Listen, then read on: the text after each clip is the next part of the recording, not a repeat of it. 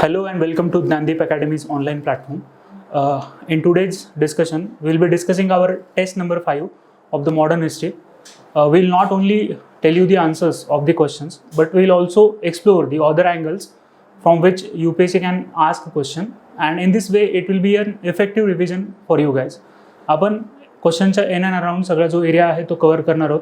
क्वेश्चनमध्ये जे विचारलेलं नाही आहे त्याच्या आजूबाजूच्या ज्या गोष्टी आहेत त्यासुद्धा आपण इथे तुम्हाला सांगणार आहोत, जेणेकरून काय होईल की मल्टिपल एक अँगल तुमचा या डिस्कशन थ्रू कव्हर होईल आणि एक इफेक्टिव्ह रिव्हिजन तुमची होईल. याचा प्रयत्न आपण आज करूया. चला सुरू करूया पहिल्या क्वेश्चनपासून. पहिला क्वेश्चन काय, Dinabandhu Mitra's play Nil Darpan was famous for its depiction of. आपल्याला हे माहीत असतं की नील दर्पण जे आहे ते कशाबद्दल नेमकं केलेलं आहे, पण युपीएससीने प्रश्न याच्यावरती काय विचारलं होतं, याला क्रोनॉलॉजिकली अरेंज करायला युपीएससीने प्रश्न आपल्याला विचारलेलं होतं. सो लक्षात घ्या की हे जे दीनबंधू मित्राचं प्ले आहे, it was about the, we know this that day it was about the exploitation that was happening of the indigo planters. पण UPSC ने काय केलं की which of the following event has happened first. 2018 मध्ये याच्यावरती आपल्याला PYQ आलेला आहे. एकदा पेपर तो काढून बघा, त्यामध्ये तुम्हाला दिसेल की याच्यावरती PYQ होता. तुम्हाला काय माहीत पाहिजे होतं की हे 1858 to 59 या टाईम पिरियडमध्ये मधली ही नोवेल होती आणि ह्या टाईम पिरियडला त्यांना अरेंज करायला तुम्हाला सांगितलेलं होतं. म्हणजे स्वामी दयानंद सरस्वतींनी 1875 मध्ये काय केलं होतं, 1875 मध्ये आर्य समाज. तर ह्या 2-3 इव्हेंट दिले होते आणि ते क्रोनॉलॉजिकली अरेंज करायला सांगितलं होतं. तर ह्या इथे बघू शकता तुम्ही 1850 to 1859 मध्ये हे जे नील दर्पण प्ले आहे, नोवेल आहे, ती त्यांनी लिहिलेली होती. तुम्हाला हे वर्ष माहीत असणं गरजेचं आहे, कारण का तर असा मागे एक क्वेश्चन त्यांनी विचारलेला होता आणि इंडिगो प्लांटर्सच्या बाबतीत हे डिपिक्शन होतं. ऑपरेशन जे झालेलं आहे पिझंट्सचं त्याच्याबद्दल हा प्ले होता. पुढचा क्वेश्चन बघूया. ओके, तर बघा, consider the following statements about the formation of Indian national Congress. काय पहिलं option, Congress was formed before the formation of Muslim League. Muslim लीगचं फॉर्मेशन कधी झालेलं आहे, 1906 मध्ये. तर पहिलं स्टेटमेंट बरोबर आहे का, तर हो बरोबर आहे. मुस्लिम लीग 1906 मध्ये फॉर्म केले ढाकाला. ठीक आहे, नवाब सलीम मुल्ला वगैरे जे होते त्यांनी 1906 मध्ये मुस्लिम लीगचं फॉर्मेशन केलेलं आहे. त्यानंतर काय म्हटले, Dinshaw Edulji Wacha was the first president of Congress. असं आहे का, first president of the Indian national Congress. त्यानंतर बघू आपण, Bal Gangadhar Tilak use the safety valve theory to attack the moderates in the Congress. आता लक्षात घ्या की हे जे दिनशॉ इडुलजी वाचा त्यांनी दिलेला आहे तो ऑप्शन चुकीचा आहे. कारण का तर व्योमेशचंद्र बॅनर्जी हे फर्स्ट प्रेसिडेंट होते काँग्रेसचे, त्यामुळे सेकंड स्टेटमेंट तर चुकीचं आहे. सेकंड स्टेटमेंट चुकीचं आहे. त्यानंतर टिळकांनी जी थेरी दिली असं सांगितलं त्यांनी की safety valve theory. So Tilak has not given the safety wall theory. It was proposed by Lala Lajpat Rai. He was the proponent of this safety wall theory. So safety wall theory म्हणजे नेमकं काय, तर काँग्रेसचं जे formation आहे, काँग्रेसचं formation it was for the interest of the British class, Britishers. ठीक आहे, ब्रिटिशर्सच्या इंटरेस्टसाठी काँग्रेसचं फॉर्मेशन आहे. एका प्रकारे असे ॲलिगेशन्स करण्यात आले होते. एओ ह्यूम जो आहे, एओ ह्यूम, तर त्यांनी सुद्धा एका प्रकारे ही थिअरी दिली असं म्हणण्यात येतं. कारण एक कॉन्स्टिट्युशनल मार्गाने जो अँगर आहे आपल्या मॉडरेट्सचा किंवा मग पॉलिटिकल क्लास जो आहे इंडियामध्ये, त्या क्लासचा कॉन्स्टिट्युशनल मार्गाने अँगर कशा पद्धतीने बाहेर काढून देता येईल किंवा मग एक्सप्रेस करता येईल, त्याच्यासाठी एखादा प्लॅटफॉर्म प्रोव्हाइड करावा, या उद्देशाने एओ ह्यूमनी काँग्रेसची स्थापना केलेली होती. डिफरंट सोर्सेसमध्ये तुम्हाला हे दिसेल वेगवेगळ्या की सेफ्टी वॉल थेरी हे काय एखाद्या प्रकारे कन्स्पायरसी होती, it is a truth or it is a myth, त्याबद्दल वादविवाद आहेत. पण लाला लजपत राय जे होते त्याचे प्रोपोनंट आहेत सेफ्टी वॉल थेरीचे, हे एवढं लक्षात घ्या. एओ ह्यूम सुद्धा तुम्हाला कुठे कुठे दिसेल की एओ ह्यूमनी सुद्धा हे या लाईन ऑफ थिंकिंगवरती विचार केला होता, म्हणजे असा विचार केला होता सेफ्टी वॉल थेरीचा. ठीक आहे, नेक्स्ट क्वेश्चन बघूया आपण. बघा, पुढचा क्वेश्चन काय, with respect to the Indian freedom struggle Surya Sen was associated with. आता एक चित्तगोंग आर्मरी रेड झाली होती. चित्तगोंग आर्मरी रेडच्या रिलेटेड ही जी रेड आहे ती पूर्णपणे सूर्यसेनला मास्टरदा असं सुद्धा म्हणतात, मास्टरदा. तर त्यांनी हे कॅरी आउट केलं होतं. प्रीतलता वड्डेदार सुद्धा याच्यामध्ये इन्व्हॉल्ड होती. 1930च्या टाइम पिरियडमध्ये हे सगळं झालेलं आहे, 1930च्या दशकामध्ये. तर एवढं इथे लक्षात ठेवा की चित्तगोंग आर्मरी रेड, सूर्यसेन, मास्टरदा. ठीक आहे. What was the intention behind Bhagat Singh and Batukeshwar Dutt's action of throwing bombs in the Central Legislative Assembly. आता भगत सिंग आणि बटुकेश्वर दत्त यांनी जे बॉम्ब तिथे फेकला होता, त्यांचा असा इंटेंट नव्हता की कसल्याही प्रकारचं तिथे व्हायलन्स वगैरे घडून आणायचं. त्यांचा काय मुद्दा होता की आमचे जे ओपिनियन्स आहेत, आमची जी मतं आहेत ती आता बदललेली आहेत आणि आम्हाला ते कळून द्यायचे, सगळ्या देशाला आम्हाला ते हे करायचं आहे, सांगायचं आहे. आणि त्यांचं असं म्हणणं होतं की ज्या सरकारने कानात जे बोळे घालून बसलेले आहे सरकार, म्हणजे सरकार to make the deaf hear, म्हणजे जे बहिरे आहेत त्यांना ऐकायला लावणं, हा एक मूळ पर्पज होता. कशाचा? तर तो बॉम्ब फेकण्याचा. आणि त्यांनी बॉम्ब अशाच जागी फेकला होता जिथे कुणीही नाहीये, कुठलाही सभासद वगैरे बसलेला नाहीये, जेणेकरून कसल्याही प्रकारची इंजुरी कोणाला झाली नाही पाहिजे याची काळजी त्यांनी घेतली होती. सो व्हायलन्सचा काही संबंध नाही इथे. ठीक आहे, आपण पर्याय बघूया. Avenge the death of Lala Lajpat Rai, असं काही नाहीये. ठीक आहे, avenge the death of Lala Lajpat Rai त्यांनी बदला घेण्यासाठी वगैरे काही भावनेनं, त्या भावनेनं केलेलं नव्हतं. त्यानंतर म्हटलं की to kill as many legislators as possible, कोणाला मारण्याचा काही इंटेन्शन इथे नव्हता. त्यानंतर होतं की to let the people know about their change the objective and the need for revolution by masses. तर लक्षात घ्या की हा जो पॉईंट आहे तो बरोबर आहे. कारण का? तर त्यांनी सुरुवातीला काय मेथड्स वापरल्या की इंडिव्हिज्युअली हिरोईक ॲक्शन काहीतरी करायचं जाऊन, म्हणजे इंडिव्हिज्युअली काहीतरी बॉम्ब वगैरे जाऊन कुठेतरी फोडायचे, कुणाला तरी मारायचं वगैरे, अशा सगळे जे त्यांचा अप्रोच सुरुवातीला होता. पण नंतर त्यांना कळून चुकलं की अशा गोष्टी करून आपल्याला स्वातंत्र्य मिळणार नाही, यासाठी मासेसचं पार्टिसिपेशन हे मस्ट आहे. सो मासेसचं पार्टिसिपेशन झाल्याशिवाय आपल्याला इंडिपेंडन्स मिळणार नाही. आणि त्यामुळे त्यांनी हा त्यांचा अप्रोच चेंज केला आणि काय म्हटलं की there is a need for the mass participation to revolution to happen. Revolution होण्यासाठी, क्रांती होण्यासाठी जोपर्यंत जनता सगळी एकत्र येत नाही तोपर्यंत रिव्होल्युशन होणार नाही. अशा पद्धतीचे त्यांचे व्ह्यूज झाले होते. ते एक्सप्रेस करण्यासाठी त्यांनी इथं हे बॉम्ब वगैरे टाकला होता. ठीक आहे, व्हायलन्सचा तिथं आपल्याला रिलेशन नाही आहे. त्यानंतर बघा प्रार्थना समाजाबद्दल काही विधानं दिलेली आहेत. तर लक्षात घ्या, Prarthana Samaj it gave approval to the existing caste system in the society. Prarthana Samaj ही एक काय प्रोग्रेसिव्ह ऑर्गनायझेशन आहे. It will not justify caste system. ठीक आहे, ही काही जस्टिफाय करणार नाही कास्ट सिस्टम वगैरेला. त्यामुळे सरळ पहिला पर्याय तर चुकीचा आहे, आपल्याला तो कळून येतो. ठीक आहे, त्यानंतर Mahadev Govind Ranade, R G. Bhandarkar and Debendranath Tagore were its prominent leaders. आता एक लक्षात घ्या की प्रार्थना समाज जो महाराष्ट्रात स्थापन झालेला आहे त्याला ब्राह्मो समाज ऑफ महाराष्ट्र सुद्धा आपण म्हणू शकतो. कारण केशवचंद्र सेन हे महाराष्ट्रात आले होते आणि त्यांनी हे प्रार्थना समाज जो आहे त्याची स्थापना घडवून आणली एका प्रकारे, किंवा ते एक मोठे त्याच्यामध्ये एक रोल प्ले त्यांनी केलेला आहे इथे प्रार्थना समाजाच्या स्थापनेमध्ये. देवेंद्रनाथ टागोर जे आहेत, ठीक आहे, देवेंद्रनाथ टागोर आणि केशवचंद्र सेन यांचे नंतर वादविवाद झालेले आहेत आणि केशवचंद्र सेन बाहेर पडलेत ब्राह्मो समाजामधून. त्यांनी त्यांची वेगळी ब्रांच सुरू केली. त्यामुळे लक्षात घ्या की देवेंद्रनाथ टागोरांचा इकडे संबंध नाही आहे प्रार्थना समाजासोबत.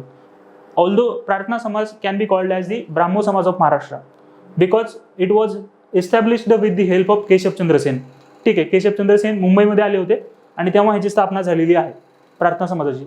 फक्त तिथं चुकीचं काय, देवेंद्रनाथ टागोर नाही, केशवचंद्र सेन पाहिजे होतं तिथं.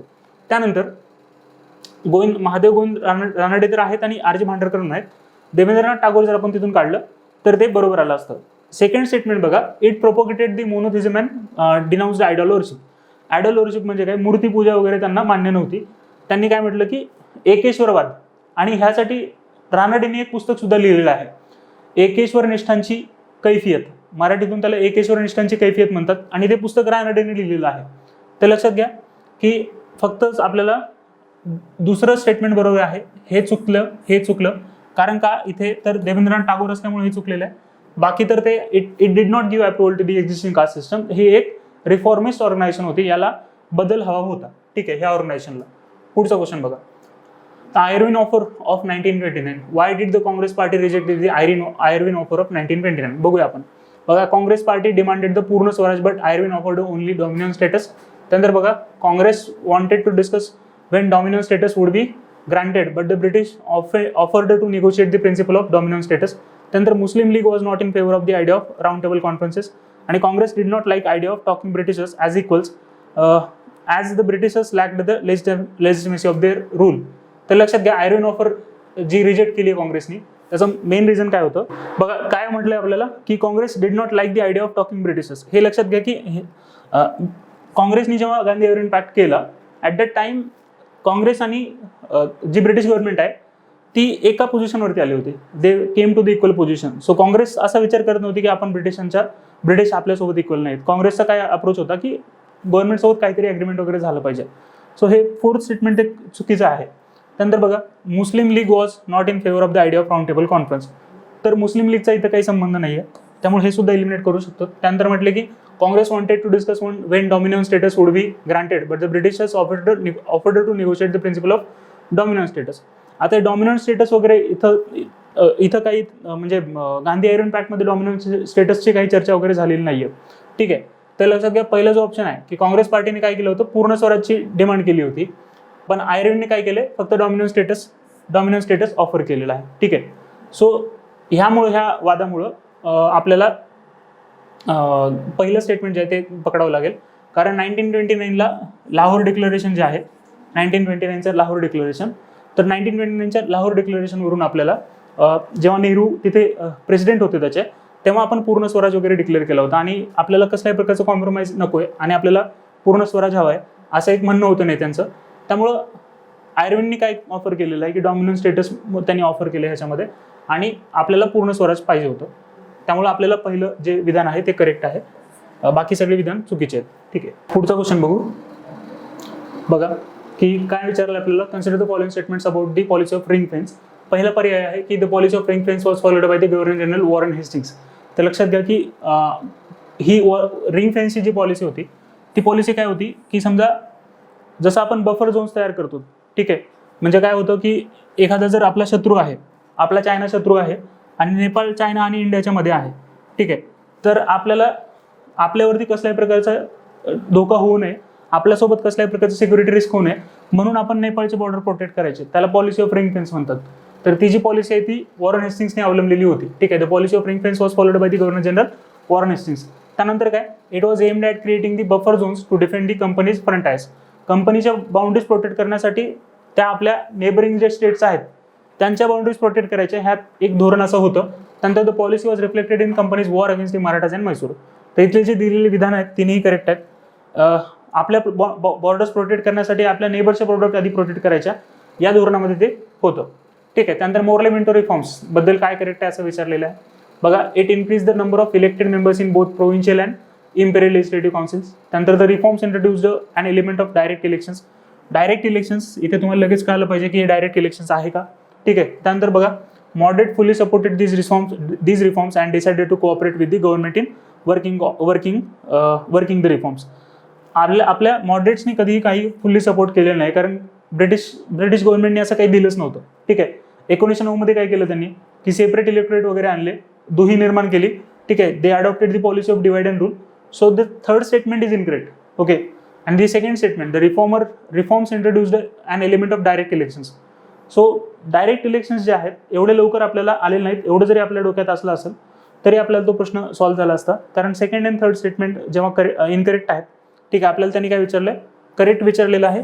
तर सेकंड आणि थर्ड इनकरेक्ट असल्यावरती काय करायला लागेल आपल्याला, फक्त A only is the correct answer here. ठीक आहे. त्यानंतर पुढचा क्वेश्चन बघा, consider the following statements about the revolt of 1857. All the taluqdars of the region join the revolt. त्यानंतर म्हटले revolt had spread from Bengal to Bombay and then to Madras army. आता लक्षात घ्या की जो रिवोल्ट होता तो माहिती आहे आपल्याला की साऊथमध्ये तर तो स्प्रेड झालेला नाही आहे. So that is by that information we can eliminate the second statement. Correct incorrect वगैरे बघा, कारण प्रश्न चुकू शकतो असा. इनकरेक्ट विचारलेला आहे त्यांनी आपल्याला. सो सेकंड स्टेटमेंट हे इनकरेक्ट आहे, त्यामुळे आपल्याला 2 तर काढता येणार नाही बाहेर. ठीक आहे. बघा, हा तर ऑप्शन गेला. 1 आणि 2 इनकरेक्ट आहे. बघूया आपण. Except Muzaffarnagar and Saharanpur civil rebellion followed the revolt of the sepoys. आणि त्यानंतर all the taluqdars of the Awadh region join the revolt. तर ऑल द तालुकदार्स, ऑल हे आपल्याला एक्स्ट्रीम वर्ड इथे दिसतो, तर हे लक्षात घ्या की ऑल हे इलिमिनेट करू शकतो आपण सरळ. ऑल शब्द दिसतोय आपल्याला म्हणून तो ऑप्शन आपण एलिमिनेट करू शकतो, कारण काही तालुकादार आणि काही जमीनदार असे होते की जे कंपनीच्या सपोर्टमध्ये होते. ठीक आहे. त्यामुळं ते 2 जर एलिमिनेट केले आपण तर आपल्याला ए आन्सर निवडावं लागेल, कारण त्यांनी इनकरेक्ट आपल्याला विचारलं होतं. ठीक आहे. त्यानंतर पुढचा क्वेश्चन बघा, कन्सिडर द फॉलोइंग स्टेटमेंट्स. ठीक आहे. Crash of cotton prices due to the end of American civil war.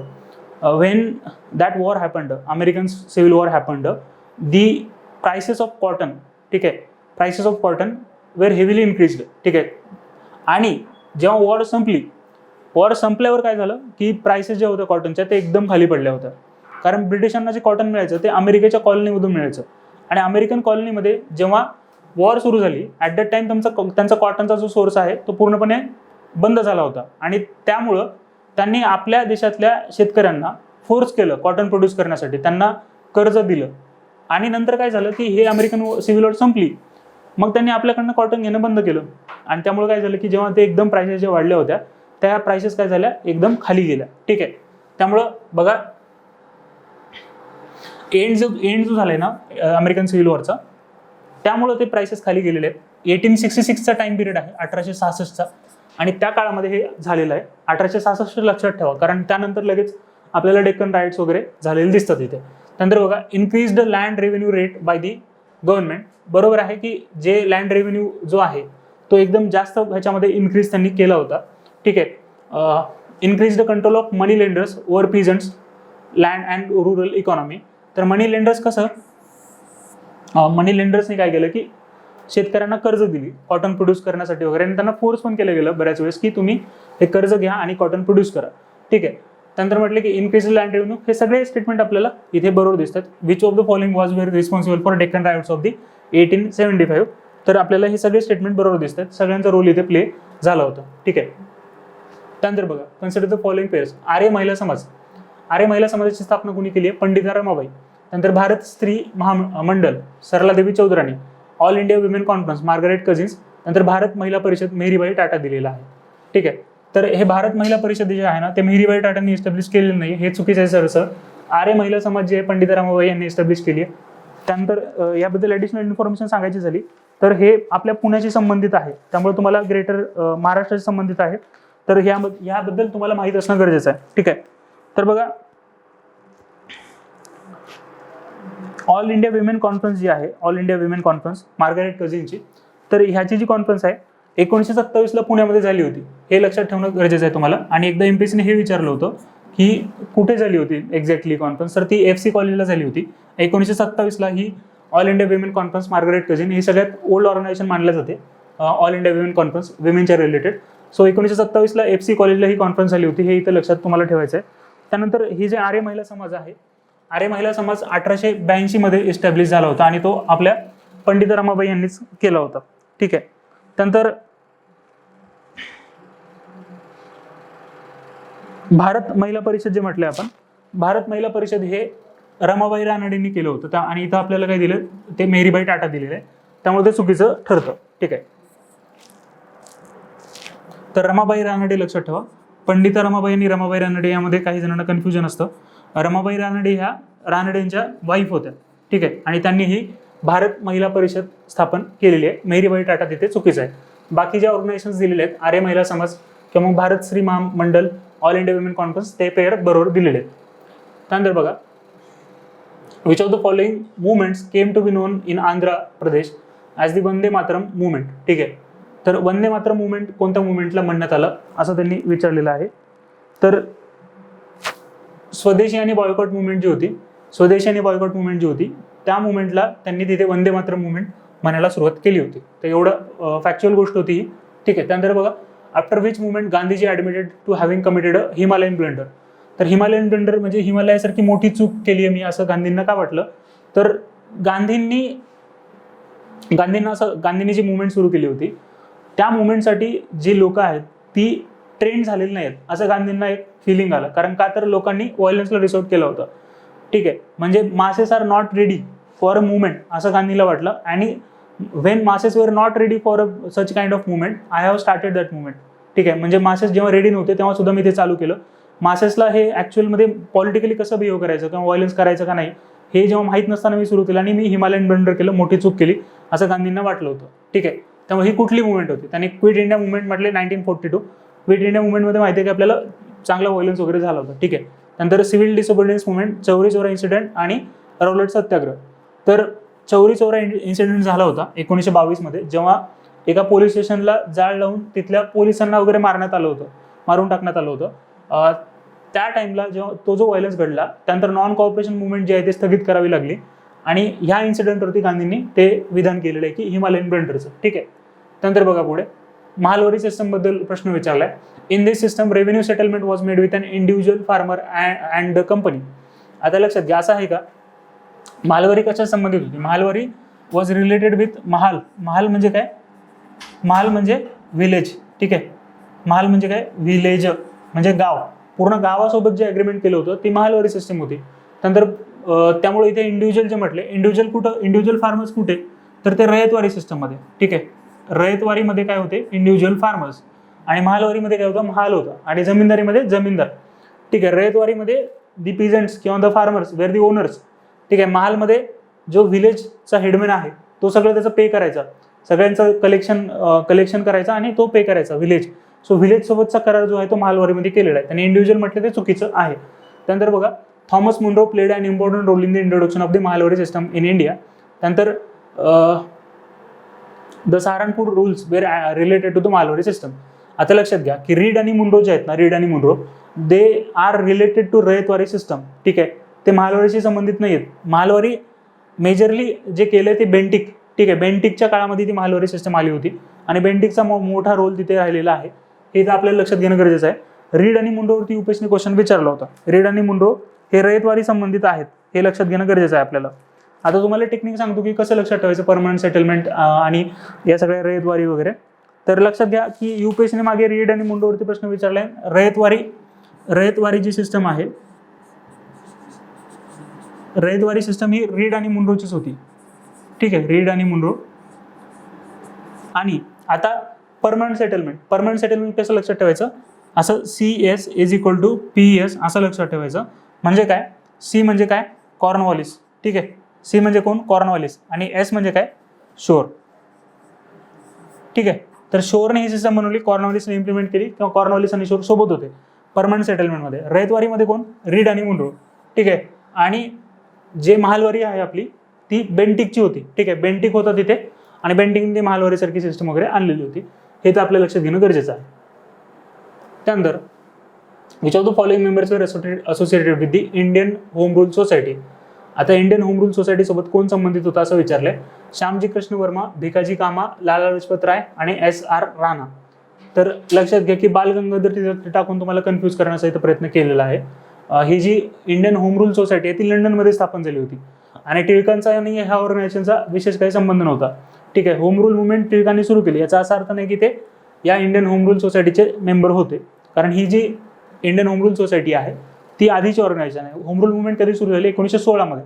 त्यांनी म्हटलं की टिळकांना सुद्धा इथे इन्क्लूड केलेलं आहे, जे की चुकीचं आहे. ठीक आहे, इंडियन होम रूल सोसायटीचे ते मेंबर नव्हते. टिळकांना बाजूला जर आपण काढलं इथे तर आपल्याला आन्सर येईल का बघूया आपण. तर 2 ऑप्शन एलिमिनेट होतात आपले. त्यानंतर ठीक आहे, 2 ऑप्शन एलिमिनेट होतात. ठीक आहे, तर ह्या आपल्याला श्यामजी कृष्ण वर्मा माहिती आहे की लंडनमध्ये त्यांनी काम केलं होतं, तर त्यांना आपल्याला काढता येणार नाही बाजूला. 1, 2, 3 आणि 5. ठीक आहे, 1, 2, 3 आणि 5 आपल्याला निवडावं लागेल इथे. आपला हा B पर्याय बरोबर आहे. श्यामजी कृष्ण वर्मा असेल, भिकाजी कामा असेल, लाला लजपत राय असतील आणि SR राणा हे सगळे या मुवमेंटमध्ये सहभागी होते. ठीक आहे, त्यानंतर बघा, the battle of Wandiwash was fought between. तर कोण? फ्रेंच आणि इंग्लिशमध्ये ही बॅटल झाली होती. ठीक आहे, फ्रेंच आणि इंग्लिशमध्ये झालेलं होतं हे युद्ध आणि फ्रेंचाचा पूर्णपणे तिथं पराभव झालेला होता वन दिवसच्या बॅटलमध्ये 1760 मध्ये. ठीक आहे, हे लक्षात ठेवा. त्यानंतर जे युद्ध झाले ते बक्सरचं झाले 1764 मध्ये. ठीक आहे, 1764 मध्ये बक्सर. आणि लक्षात घ्या हे काही मुवमेंट हे जे युद्ध आहेत काही डिसाइडिंग युद्ध आहेत. तर 1760 मध्ये कोण? वानदिवस. ठीक आहे, 1760 मध्ये वानदिवस. 1757 मध्ये प्लासी. ठीक आहे, तर हे जे युद्ध आहेत ते महत्त्वाचे युद्ध आहेत. प्लासी, त्याच्यानंतर 1760चं जे फ्रेंचांसोबतचं युद्ध आहे वानदिवसचं आणि 1764चं बक्सर. तर या 3 युद्धांनी ब्रिटिश आता राहतील का नाही हे ठरवलेलं होतं. म्हणजे ब्रिटिशांची जी पॉवर आहे ती वाढत गेलेली आहे युद्ध जिंकल्यावरती. त्यानंतर बघा, which of the following statement about the Ilbert bill is are correct. आता लक्षात घ्या, according to the original bill the Indian जजेस could try the European also. तर हे बरोबर आहे की आधी काय व्हायचं की जे युरोपियन लोक आहेत, युरोपियन लोकांच्या कोणत्याही गुन्ह्यावरती जजमेंट देण्यासाठी फक्त युरोपियनच जज असायचे. ठीक आहे, पण या इल्बर्ट बिलमध्ये काय म्हटलं होतं की एखादा इंडियन जज सुद्धा एखाद्या युरोपियन व्यक्तीवरती युरोपियन व्यक्तीवरचा जो खटला आहे त्यामध्ये निर्णय देऊ शकतो. ठीक आहे, तर हे कुठं? इल्बर्ट बिलमध्ये प्रोव्हिजन ती होती. पण कुठे? ओरिजिनल बिलमध्ये, ठीक आहे, ओरिजिनल बिलमध्ये ती प्रोव्हिजन तशी होती. पण जे ब्रिटिश लोक आहेत त्यांनी प्रोटेस्ट केला, याचा विरोध केला याचा, त्यामुळे ती प्रोव्हिजन काढून टाकण्यात आलेली आहे नंतरच्या काळामध्ये. सेकंड स्टेटमेंट बघा, it was passed without any amendment, ठीक आहे, लक्षात घ्या विदाउट एनी अमेंडमेंट म्हटलेलं आहे. ठीक, despite the vehement opposition of the British residents in India, British residents in इंडियानी ऑपोज केल्यामुळे ही जी प्रोव्हिजन आहे ओरिजिनल बिलमधली ती प्रोव्हिजन काढून टाकण्यात आली होती. त्यामुळं सेकंड स्टेटमेंट हे चुकीचं आहे. A only one only is the correct answer. ठीक आहे. त्यानंतर पुढचा क्वेश्चन बघा, 1907 सुरत सेशन जे झालं होतं कशासाठी सिग्निफिकंट आहे असं म्हटलंय. ठीक आहे, Congress accepted separate elected for Muslim, Congress split into moderate and extremists आणि swadeshi movement was launched, swaraj was adopted as the goal of Indian national Congress. We all know that there was a split in Surat. ठीक आहे, there was a split between the moderates and the extremists because the extremists were not having faith in the methods that were being applied by the moderates, and moderates were also dissatisfied with the means that the extremists were using. ज्या प्रकारे ज्या method एक्स्ट्रीमिस्टकडनं वापरल्या जात होत्या त्या मेथड्सला oppose आपल्या मॉडरेट्सने केलेलं होतं, आणि मॉडरेट्सची जी मेथड आहे त्यामध्ये यांना फेथ नव्हता. कुणाला? एक्स्ट्रीमिस्टला. एक्स्ट्रीमिस्ट गटातला कोण बिलॉंग करतं? टिळक आहेत, लाला लजपत राय आहेत, ठीक आहे, बिपिनचंद्र पाल आहेत, लाल बाल पालची जोडी आहे. तर यांनी काय केलं की विरोध केला होता. ठीक आहे, आपल्या मॉडरेटच्या ज्या पॉलिसीज वगैरे आहेत त्याला, आणि त्यामुळे ते स्प्लिट झालं होतं 1907ला. 1916ला ते परत एकत्र आलेले आहेत. 1916ला परत एकत्र ते आले होते लखनौ काँग्रेस सेशनमध्ये. ठीक आहे. त्यानंतर पुढे बघा, the Paikas were the peasant militias of the Gajapati rulers of Orissa. ठीक आहे. त्यानंतर the Paikas rose under the leadership of Bakshi Jagabandhu and shook the foundations of the British in the eastern part of India in 1870. आता पैका रेबिलियन बऱ्याच वेळेस चर्चेमध्ये होती. पैका रेबिलियनबद्दल काय म्हटलं त्यांनी? इनकरेक्ट स्टेटमेंट विचारलं होतं आपल्याला, पण दोन्ही विधान करेक्ट असल्यामुळं आपल्याला इथं neither one and neither two घ्यावं, नॉर टू असं घ्यावं लागेल. ठीक आहे. त्यानंतर बघा, in India the act of 1858 provided that the governor general would have an executive council whose members were to act as the heads of different departments and his officials advisors. त्यानंतर म्हटलं the Indian councils act of 1861 enlarged the governor general's council for the purpose of making laws in which the capacity it was known as the imperial legislative council. ठीक आहे. काय म्हटले? 1858च्या ॲक्टने काय, governor general would have an executive council whose members were to act as the heads of different department and as his official advisers. तर हे जे झालं मित्रांनो,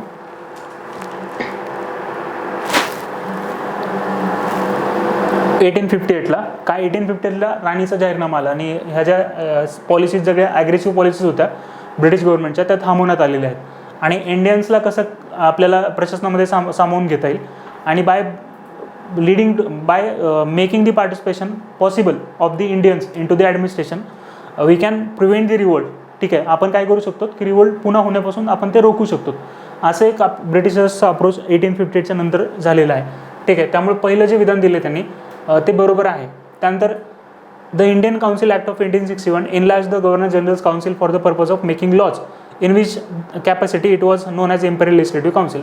आता 1861ला कॅनिंग होता, कॅनिंगनी पोर्टफोलिओ सिस्टम वगैरे सुद्धा आणलेली आहे 1861ला, आणि जी काउन्सिल होती त्याला इनलार्ज म्हणजे मोठं सुद्धा करण्यात आलेलं होतं.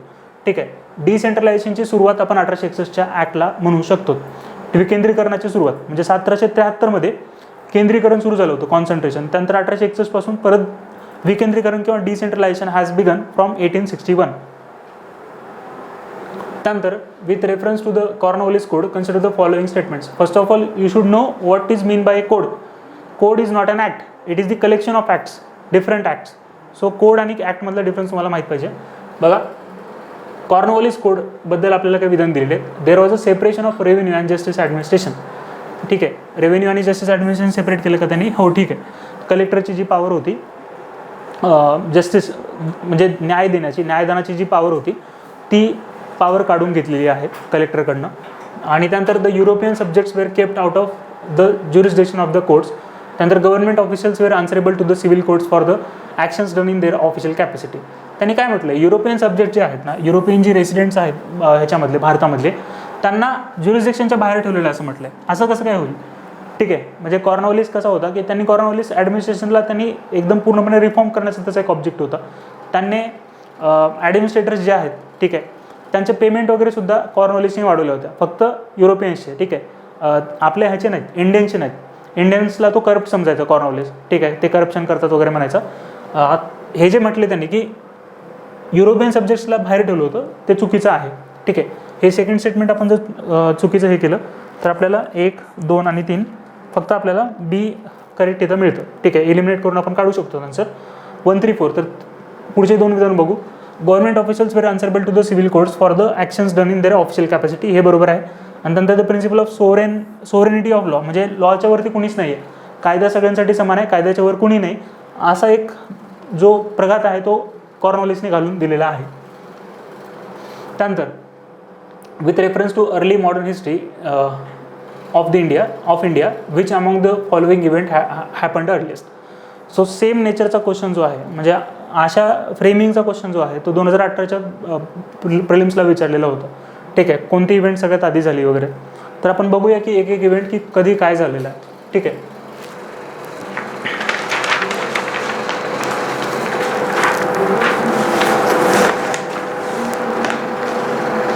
आता इथं बघू शकतो आपण की treaty of Amritsar between English and Ranjit Singh, ठीक आहे. ही जर ट्रिटी आहे ना, ही ट्रिटी खूप नंतर झालेली आहे. त्यानंतर बघा appointment of sir Thomas Munro as governor of Madras आणि इंट्रोडक्शन ऑफ परमनंट सेटलमेंट आणि त्यानंतर foundation of Calcutta medical college.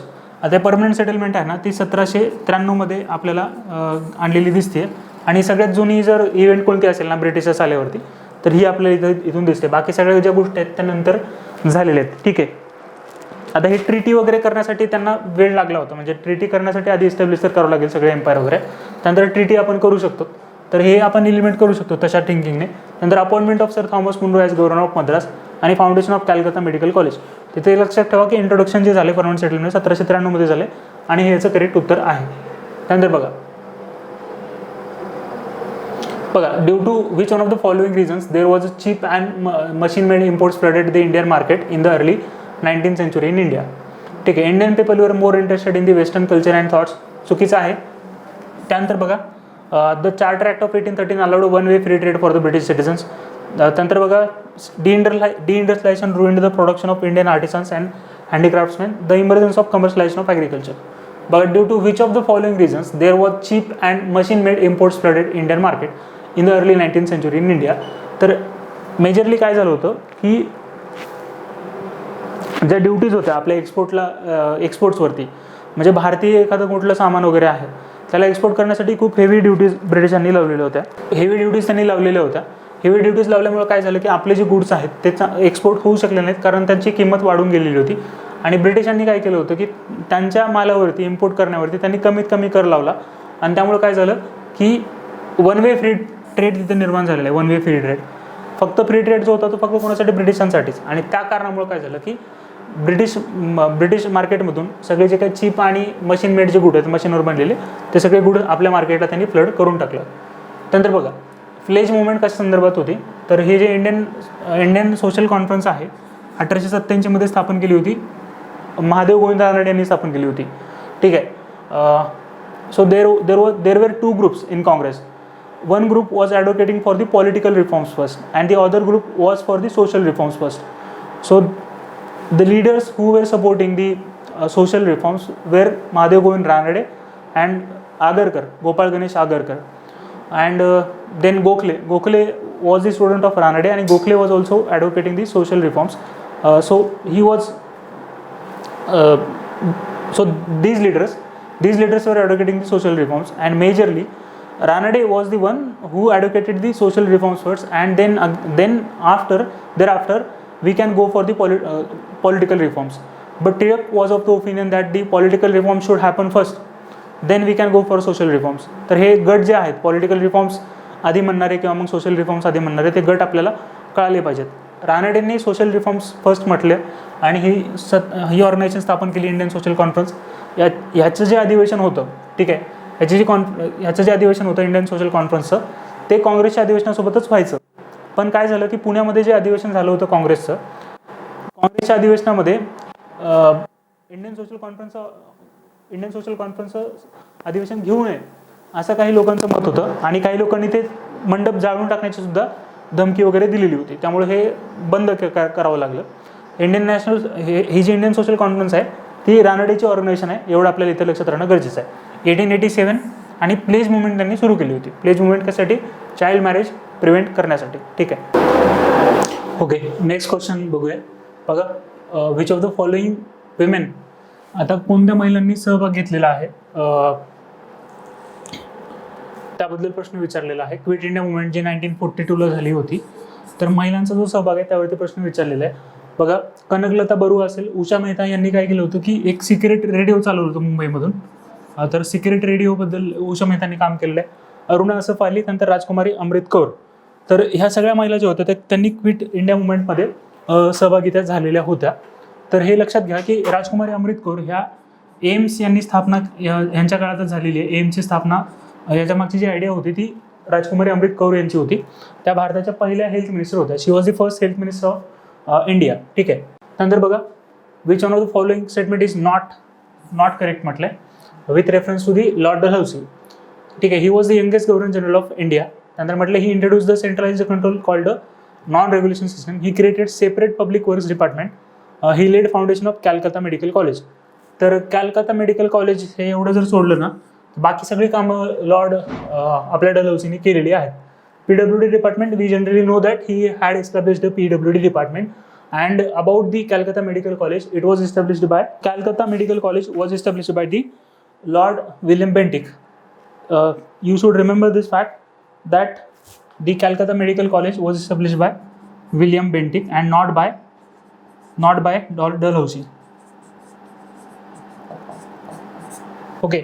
The next question: who among the following was the author of the work Stree Purush Tulna? So this is a very important piece. That was written by Tarabai Shinde in 1882. 1882 मध्ये हे ताराबाई शिंदेने स्त्री पुरुष तुलना हा ग्रंथ लिहिला होता. महात्मा फुलेंनी सुद्धा याची दखल नंतर घेतलेली होती. महात्मा फुलेंनी सुद्धा याची दखल घेतलेली आहे स्त्री पुरुष तुलना याची. ठीक आहे. त्यानंतर पुढचा क्वेश्चन बघा, गोरमाटी. तर गोरमाटी आपल्याला जनरली माहीत असतं की जे आपल्या महाराष्ट्रामध्ये एक लमानी समाज आहे, तर लमानी समाजाची ही गोरमाटी भाषा असते. आपले जे मित्र असतात बंजारा समाजाचे, बंजारा कम्युनिटीचे, so they talk in this language Gormati. सो त्यांची एक पर्टिक्युलर लँग्वेज आहे ज्यामध्ये चा जास्त उच्चार होत असतो. तर व्हेरी करू शकते पण चा उच्चार ते जास्त करत असतात. तर ते गोरमाटी लँग्वेज त्या संबंधित आहे. आणि even when we don't know about the Gormati art, we can go through that option of the language.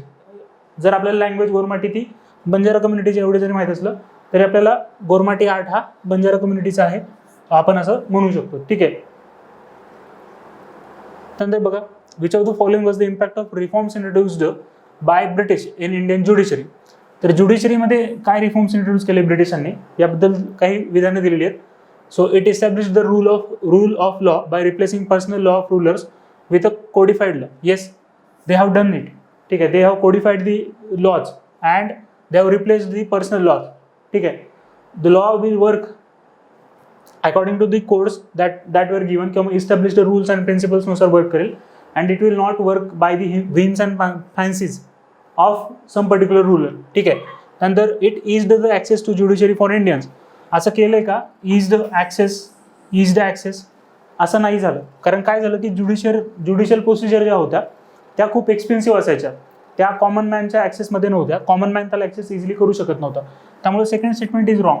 त्यानंतर बघा, it brought European subjects under jurisdiction of written laws. हे त्यांनी केलेलं आहे. युरोपियन सब्जेक्ट्सला त्यांनी रिटन लॉच्या खाली आणलेलं आहे. लॉर्ड कॉर्नवॉलिस वगैरे जे आपण बघितलं, कॉर्नवॉलिस कोड वगैरेमध्ये. ठीक आहे. त्यानंतर म्हटलं government servants were now made answerable to civil codes. हे सुद्धा बरोबर आहे. ठीक आहे. हे सुद्धा बरोबर आहे. सिव्हिल कोड्सला government servants were made to give justification to their acts. त्यांनी जर काही ॲक्ट कुठली कृती केली असेल त्यांना जस्टिफिकेशन देण्यासाठी सिव्हिल कोड्स बोलायला जाऊ शकत होतं. ठीक आहे. त्यामुळे हे रिफॉर्म्स जो ब्रिटिशांनी आणलेले होते. पण ईज ऑफ ॲक्सेस झालं का? तर नाही. Because it became more and more expensive and it was beyond the excess of the common people. जसं की आत्ता सुद्धा ज्युडिशरी तशीच आहे आपली. ठीक आहे. त्यानंतर बघा, consider the following statements in the context of 19th and 20th century socio religious movements. Muslim reform movement started later than Hindu reform movements. चुकीचं आहे. आधी हिंदू रिफॉर्म मुवमेंट सुरू झाल्या, त्यामुळं हिंदू समाज जो आहे तो थोडासा प्रगत झालेला आहे. मुस्लिम समाज जो आहे तो अजूनही मागेच आहे. त्याचं एक कारण हे होतं की आपले जे रिफॉर्मर्स होते, हिंदू रिफॉर्मर्स, त्यांनी रिफॉर्म्स घडून आणले आपल्या रिलिजनमध्ये. हिंदू रिलिजनमध्ये. मुस्लिम रिलिजनमध्ये ते नंतर झालं आणि त्याला अपोज पण बरंच करण्यात आला होता. सय्यद अहमद खान यांना खूप विरोध करण्यात आला होता. ठीक आहे, त्यांनी सायंटिफिक बेसिसवरती जे काय एज्युकेशन वगैरे जे प्रपोज केलं होतं त्याला सुद्धा अपोज झालेलं आहे. त्यामुळे त्यांचं जे रिफॉर्म आहे मुस्लिम रिलिजनमधलं त्याला बराच वेळ लागलेला आहे. पहिलं स्टेटमेंट चुकीचं आहे. Islam was relatively freer from social evils. Relatively freer. ठीक आहे, बघा both the religions Hindu as well as Islam were having the social evils. आपल्याकडे हिंदूजमध्ये काय सोशल इव्हिल्स होते, सतीप्रथा वगैरे असतील. ठीक आहे, विडो रिमॅरेज न होऊ देणे, अशा जे सगळे आपल्याकडे सोशल इव्हिल्स होत्या त्या मुस्लिम रिलिजनमध्ये पण तशाच प्रकारचे सोशल इव्हिल्स ऑदर होत्या. ठीक आहे, त्यामुळे असं नाही की Islam was free from the relatively free from the social evils. So second statement is also incorrect. First statement is also incorrect. त्यानंतर काय म्हटलं की Wahhabi movement was in favour of introducing western education among Muslims. असं आहे का? So Wahhabi जी movement होती it was a revivalist movement. हे लक्षात घ्यायचं आपल्याला. It was a revivalist movement. ठीक आहे, it was a revivalist movement. So it did not advocate the western education among the Muslims. हे तर आपल्याला कळायला पाहिजे. तर आपल्याला काय ऑप्शन काय आहेत? 1 only, 1 and 2 only, 2 and 3 only आणि 1 and 3 ओनली. ठीक आहे, आपण बघूया. त्यांनी काय विचारलं की लेटर विचारलेलं आहे, नॉट सो पहिलं स्टेटमेंट जे आहे ना ते बरोबर येते. कारण का तर त्यांनी काय विचारलं आपल्याला, लेटर म्हटलेलं आहे, लेटर. ठीक आहे, लेटर म्हटल्यावरती हिंदू रिलिजनमध्ये जे रिफॉर्म मुवमेंट आहे ती सुरुवातीलाच म्हणजे आधी सुरू झालेली होती आणि त्याच्यानंतर ठीक आहे नंतर मुस्लिम रिफॉर्म मुवमेंट सुरू झाली होती. मी सांगताना तुम्हाला बरोबर सांगितलेलं आहे, वाचताना मी हे केलेलं होतं, लेटर मिस केलं होतं. सो लेटर हे बरोबर आहे की त्यांच्या मुस्लिम रिलिजनमध्ये रिफॉर्म्स आहेत त्या रिलेटिव्हली नंतर सुरू झाल्या as compare to the Hindus. ठीक आहे, त्यानंतर बघा कन्सिडर द फॉलोइंग स्टेटमेंट. म्हणजे याचं उत्तर काय यायला पाहिजे, ए म्हणजे 1 ओनली याचं उत्तर यायला पाहिजे. कारण का तर ते बरोबर आहे. ठीक आहे,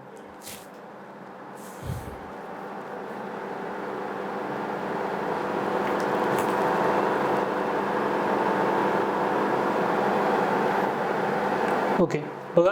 consider the following statement regarding the permanent settlement introduced by the British East India company.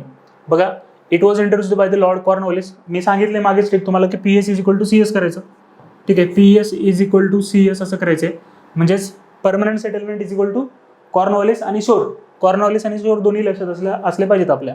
ठीक आहे, त्यानंतर zamindars right of ownership was made hereditary and transferable.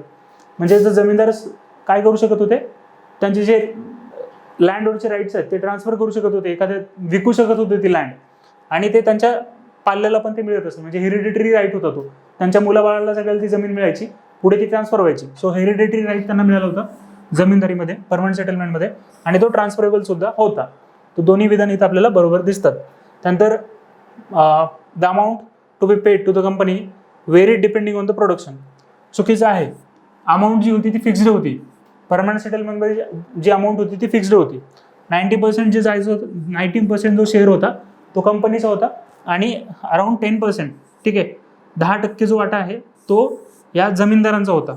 तुम्ही कितीही कलेक्शन करा, ठीक आहे, फिक्स्ड वाटा कोणाचा, या कंपनीचा 90% असेल आणि 10% जो आहे तो वाटा असेल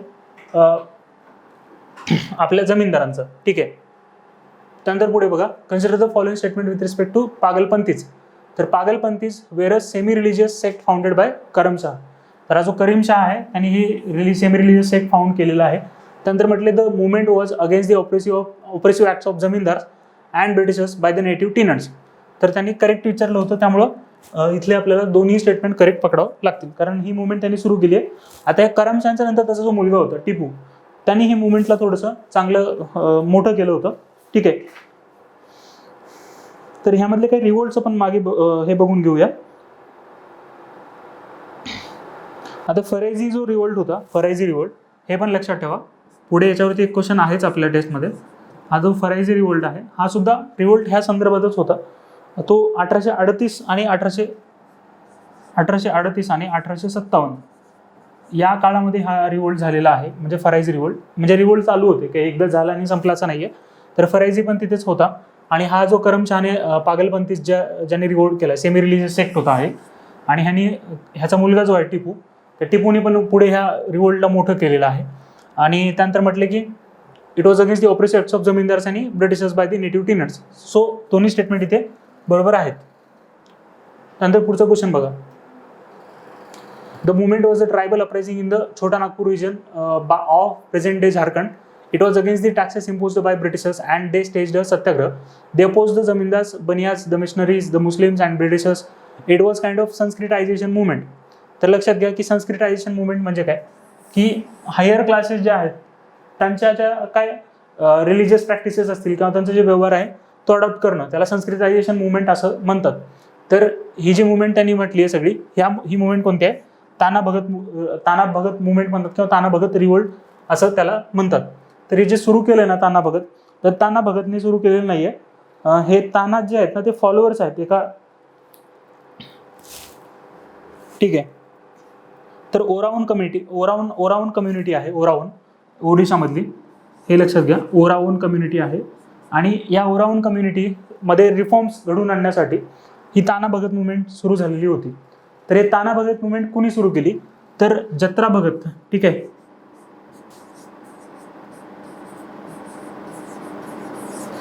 हे नाव लक्षात ठेवा, जत्रा भगत यांनी ही ताना भगत मुवमेंट सुरू केली. याचे जे फॉलोअर्स होते जत्रा भगतचे, त्यांना तान्ना असं म्हटलं जायचं, ठीक आहे. तान्ना असं त्यांना म्हणत होते आणि ते तान्ना भगत मुवमेंट त्याचं नाव पुढे झालेलं आहे. पुढचा क्वेश्चन बघा. Which of the following are the factors which prompted the early Europeans to look for sea routes to India and East Indies. तर बघा, overcome the monopoly of Arabians over land routes to trade with the India. त्यानंतर rise of renaissance in Europe, zeal to spread Christianity, fall in the demand for goods in Europe आणि internal feuds of succession in Indian princely states. आता हे जे आहे ना की Britishers जे आहेत मेनली त्यांचा पर्पज काय होता, सुरुवातीला ट्रेड करायचा म्हणून ते आलेले होते. त्यांना हे माहीत नव्हतं की आपल्या देशामध्ये काही भांडणं वगैरे चाललेले आहेत. So they were not aware about the internal feuds and their motives for the initial years was to trade. त्यांचा मोटिव्ह काय होता, ट्रेड करणं हा एक पहिल्यांदा मोटिव्ह होता. त्यांचं असं पॉलिटिकली काही करायचं आपण किंवा काही करू शकतो असं त्यांनी इंटेन्शन ठेवलेलं नव्हतं, ठीक आहे. त्यामुळे हे जे फिफ्थ दिलेलं आहे ना की इंटरनल फ्यूड्स वगैरे, ते चुकीचं ठरतं इथं, ठीक आहे. Internal feuds of succession in Indian princely states हे इथं चुकीचं आपल्याला पकडावं लागेल, ठीक आहे. त्यानंतर overcome the monopoly of Arabians over land routes to trade with India, हे बरोबर आहे.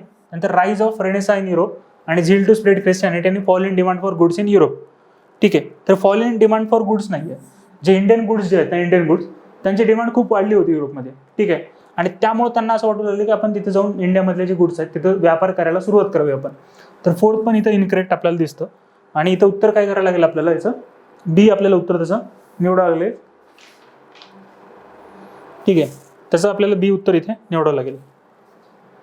त्यानंतर पुढचा क्वेश्चन बघा. Consider the following statement regarding Subhash Chandra Bose.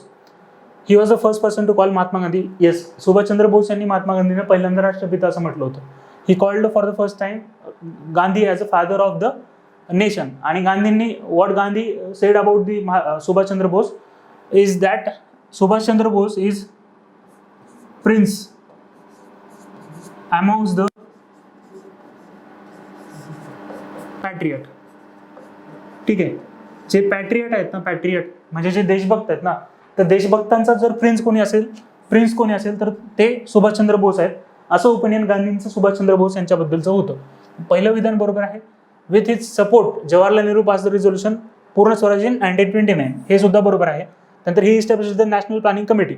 1938 मध्ये नॅशनल प्लॅनिंग कमिटी स्थापन केलेली आहे, जवाहरलाल नेहरू यांच्या अध्यक्षतेखाली स्थापन झालेली आहे. हरिपुरा अधिवेशन होतं, हरिपुरा अधिवेशन, ठीक आहे. त्यानंतर त्रिपुरी झालं. हरिपुरा 1938चं होतं. त्या टाइम पिरियडमध्ये आपल्याला ही national planning committee Jawaharlal Nehru यांच्या अध्यक्षतेखाली स्थापन झालेली दिसून येते, ठीक आहे. त्यानंतर बघा सगळी विधानं इथं बरोबर दिली होती. पुढचा क्वेश्चन बघा. The governor general who followed a spirited forward policy towards Afghanistan was. तर ही जी फॉरवर्ड पॉलिसी अडॉप्ट केली होती ती कुणी अडॉप्ट केलेली आहे, तर ती लिटननी अडॉप्ट केलेली आहे. 1878 मध्ये जो ऍक्ट आणला होता VPA, ठीक आहे. हा ऍक्ट वगैरे जो आहे तो लिटननीच आणलेला आहे. आर्म्स ऍक्ट सुद्धा याच्याच काळात आला होता. तर हे रिग्रेसिव्ह ज्या गोष्टी सगळ्या केल्या होत्या ते लिटननी केल्या होत्या. त्यांनी फॉरवर्ड पॉलिसी अफगाणिस्तानच्या रिलेटेड अडॉप्ट केली होती आणि याबद्दल त्याच्यावरती भरपूर क्रिटिसिझम नंतर झालेले आहेत लिटनबद्दल, ठीक आहे. त्यानंतर बघा quit India movement was launched in response to. Quit India movement का लॉन्च केली? 1942ला हे क्रिप्स मिशन आलं होतं आणि हे काही सॅटिस्फॅक्टरी वाटलं नाही, त्यामुळं आपल्याला क्विट इंडिया मुवमेंट लॉन्च करावं लागली. त्यानंतर बघा which of the following statement is least appropriate regarding the Bardoli Satyagraha. Bardoli Satyagraha आपल्याला माहिती आहे की तिथल्या स्त्रियांनी वल्लभभाई पटेल यांना सरदार ही पदवी दिली होती बारडोलीच्या, आणि हे कधी झालं होतं? 1927-28 या काळामध्ये आपल्याला बारडोली सत्याग्रह झालेलं दिसतं. तर इथे काय म्हटलं? Vallabhbhai Patel earn the title of Sardar during Satyagraha. हे स्टेटमेंट बरोबर आहे. तिथल्या महिलांनी त्यांना पदवी ती दिली होती. It was organized because of hike in land revenue of around 30%. सो इथे जे आहे ना 30%, सो काही सोर्सेसमध्ये तुम्हाला 30% नाही तर ते 50% दिसेल. ते थोडं बघून घ्या की 50% सुद्धा काही सोर्सेसमध्ये तुम्हाला ते आढळू शकतं. त्याबद्दल हा थोडंसं जो ॲम्बिग्युअस हे स्टेटमेंट आहे, ठीक आहे. तर त्यानंतर बघा the movement was short one and coincided with the non cooperation movement. ठीक आहे, हे विधान तसं चुकीचं नाही आहे, पण काही सोर्सेसमध्ये तुम्हाला दिसेल की 50% पण केलेलं आहे. त्यानंतर बघा the movement was a short one and coincided with the non cooperation movement. आता मी तुम्हाला सांगितलं time period 1927 to 28. Non cooperation movement कधी होती? 1920. ठीक आहे, 1920 आणि 1922 जे चौरी चौरा झालं त्यानंतर मुवमेंट ती बंद करण्यात आली नॉन कोऑपरेशन. मग हे कोइन्साइडेड म्हणजे सोबतच झाली असं म्हणणं आहे त्याचं. हे स्टेटमेंट ते दर्शवतं, ते चुकीचं ठरतं. सी. ठीक आहे. बघा the enquiry committee recommended significant reduction in percentage of tax hike. आता सरदार वल्लभभाई पटेल तिथं गेले आणि त्यानंतर फक्त 6.05%, ठीक आहे, 6.05% एवढंच इन्क्रीज तिथं झालेलं आहे. गव्हर्नमेंटने काय केलं होतं? 50% केलं होतं. ठीक आहे, आणि ते कुठं आले? 6.05% वरती ते ॲग्री डील झालेली आहे. म्हणजे 50% वरून डायरेक्ट 6.5% वरती 6.05% वरती सरदार वल्लभभाई पटेलने तो जो टॅक्स हाईक होता तो आणलेला आहे. फक्त हे जे आहे विधान की 30%ने इन्क्रीज केलं ते एकदा तुम्हाला चेक करून घ्यायचं आहे. त्यानंतर बघा consider the following statement. CR. Das and Motilal Nehru did not support the non cooperation movement for the. असं नाही आहे की सी.आर. दास आणि मोतीलाल नेहरू यांनी नॉन कॉपरेशन मुवमेंटला सपोर्ट केला नाही. They had supported the non cooperation movement. They were just saying that we should use the council. आपण काउन्सिलचा वापर केला पाहिजे आपले सगळे मुद्दे वगैरे मांडण्यासाठी वगैरे. ठीक आहे. त्यानंतर बघा हे जे विधान दिलं होतं त्यांनी चुकीचं आहे, कारण they had supported the non cooperation movement. Jawaharlal Nehru stayed away from the non cooperation movement as he supported the idea of complete independence. तर त्यांनी आपल्याला इनकरेक्ट विचारलं होतं, त्यामुळे जवाहरलाल नेहरूंनी सुद्धा नॉन कॉपरेशनला सपोर्ट केला होता. हे लक्षात इथं घ्यायचं आहे आपल्याला. त्यामुळे दोन्ही विधानं जे आहेत ते इनकरेक्ट इथं आहेत. त्यानंतर बघा सेपरेशन ऑफ काय म्हटलं? Consider the following statements. Separation of Sindh from Bombay आणि universal franchise, extension of separate electorates, responsible government at the centre and the provinces. तर which of the above is are important recommendations of the Simon commission. तर हे जे म्हटले त्यांनी separation of Sindh from Bombay ही तर recommendation त्यांनी, ठीक आहे, ही रिकमेंडेशन त्यांनी दिलेली होती. सायमनची ही रिकमेंडेशन आहे की separation of Sindh from Bombay. नंतर extension of separate electorates, extension करा म्हटले. सायमन रिकमेंडेशन केली 1927 सायमन कमिशन आहे, आणि रिकमेंडेशन सुद्धा त्यांनी तसं दिलेली आहे की तुम्ही सेपरेट इलेक्टोरेट फर्दर एक्सटेंड करा. सो 1935 सेपरेट इलेक्टोरेट जे आहेत ते परत वाढवण्यात आले होते. विमेनसाठी सुद्धा सेपरेट इलेक्टोरेट आपल्याला 1935 दिसतात. ठीक आहे. तर युनिव्हर्सल फ्रँचाईज हे सरळ स्टुपिड ऑप्शन आहे. सगळ्यांना वोटिंगचा राईट द्या असं कशाला म्हणेल सायमन, त्यामुळे हे आपण एलिमिनेट करू शकतो 2. ठीक आहे. त्यानंतर responsible government at the centre and the provinces. सायमनने असं म्हटलंय का की responsible government both at the centre and provinces, असं काही त्याचं म्हणणं नव्हतं. त्यामुळे हे सुद्धा चुकीचं ठरतं. आपल्याला 1 आणि 3 फक्त करेक्ट इथे आहेत. ठीक आहे. त्यानंतर बघा consider the following statements regarding Deepavali declaration. आता दीपावली डिक्लेरेशन काय होतं याबद्दल प्रश्न विचारला. Deepavali declaration clearly stated the timeline for the grant of dominance status to India. आता हा जो शब्द वापरलाय ना क्लिअरली, तर क्लिअरली शब्द वापरल्यामुळे हे विधान चुकीचं होतं, कारण स्पेसिफिक टाइमलाईन किंवा असं क्लिअरली काही सांगण्यात आलं नव्हतं दीपावली डिक्लेरेशनमध्ये की कधी डॉमिनन्स स्टेटस देण्यात येईल. इन फ्युचर कधीतरी देण्यात येईल असं त्यात तिथं हे होतं. एक म्हणजे थिंकिंग त्याची तशी होती. फक्त जे काय लीडर्स आहेत इंडियन लीडर्स आहेत त्यांना फक्त खेळवत ठेवायचं असं एक तिथं धोरण त्यामध्ये अवलंबलेलं होतं. त्यामुळे त्यांनी क्लिअरली वगैरे काही सांगितलं नाही, आणि हे चुकीचं त्यामुळे ठरत असतं. ठीक आहे. नंतर it was in this declaration that the round table conferences were announced. तर हे स्टेटमेंट बरोबर आहे की इथं राऊंड टेबल कॉन्फरन्सेस अनाऊन्स केले होते, पण त्यांनी क्लिअरली टाइमलाईन तिथं दिली नव्हती, त्यामुळे ते विधान चुकीचं ठरलंय पहिलं. त्यानंतर बघा consider the following statement with respect to quit India movement. आता क्विट इंडिया मुवमेंटबद्दल काही स्टेटमेंट्स दिलेले आहेत. The CWC meeting at Wardha accepted the idea of Quit India movement आणि AICC meeting at Gwalior Tank Bombay ratified the Quit India resolution. त्यानंतर fear of British following the scorched earth policy against Assam, Bengal, Orissa against possible Japanese invasion is one of the causes of the movement. त्यानंतर Gandhi was named as the leader of the movement. आता लक्षात घ्या की Gandhi was the leader of the Quit India movement. त्यामध्ये आपल्याला काही doubt तर असा नाहीये की यामध्ये गांधींनीच लीड ते केलं होतं. पण लक्षात घ्या हे स्कॉर्च्ड अर्थ पॉलिसी नेमकी काय.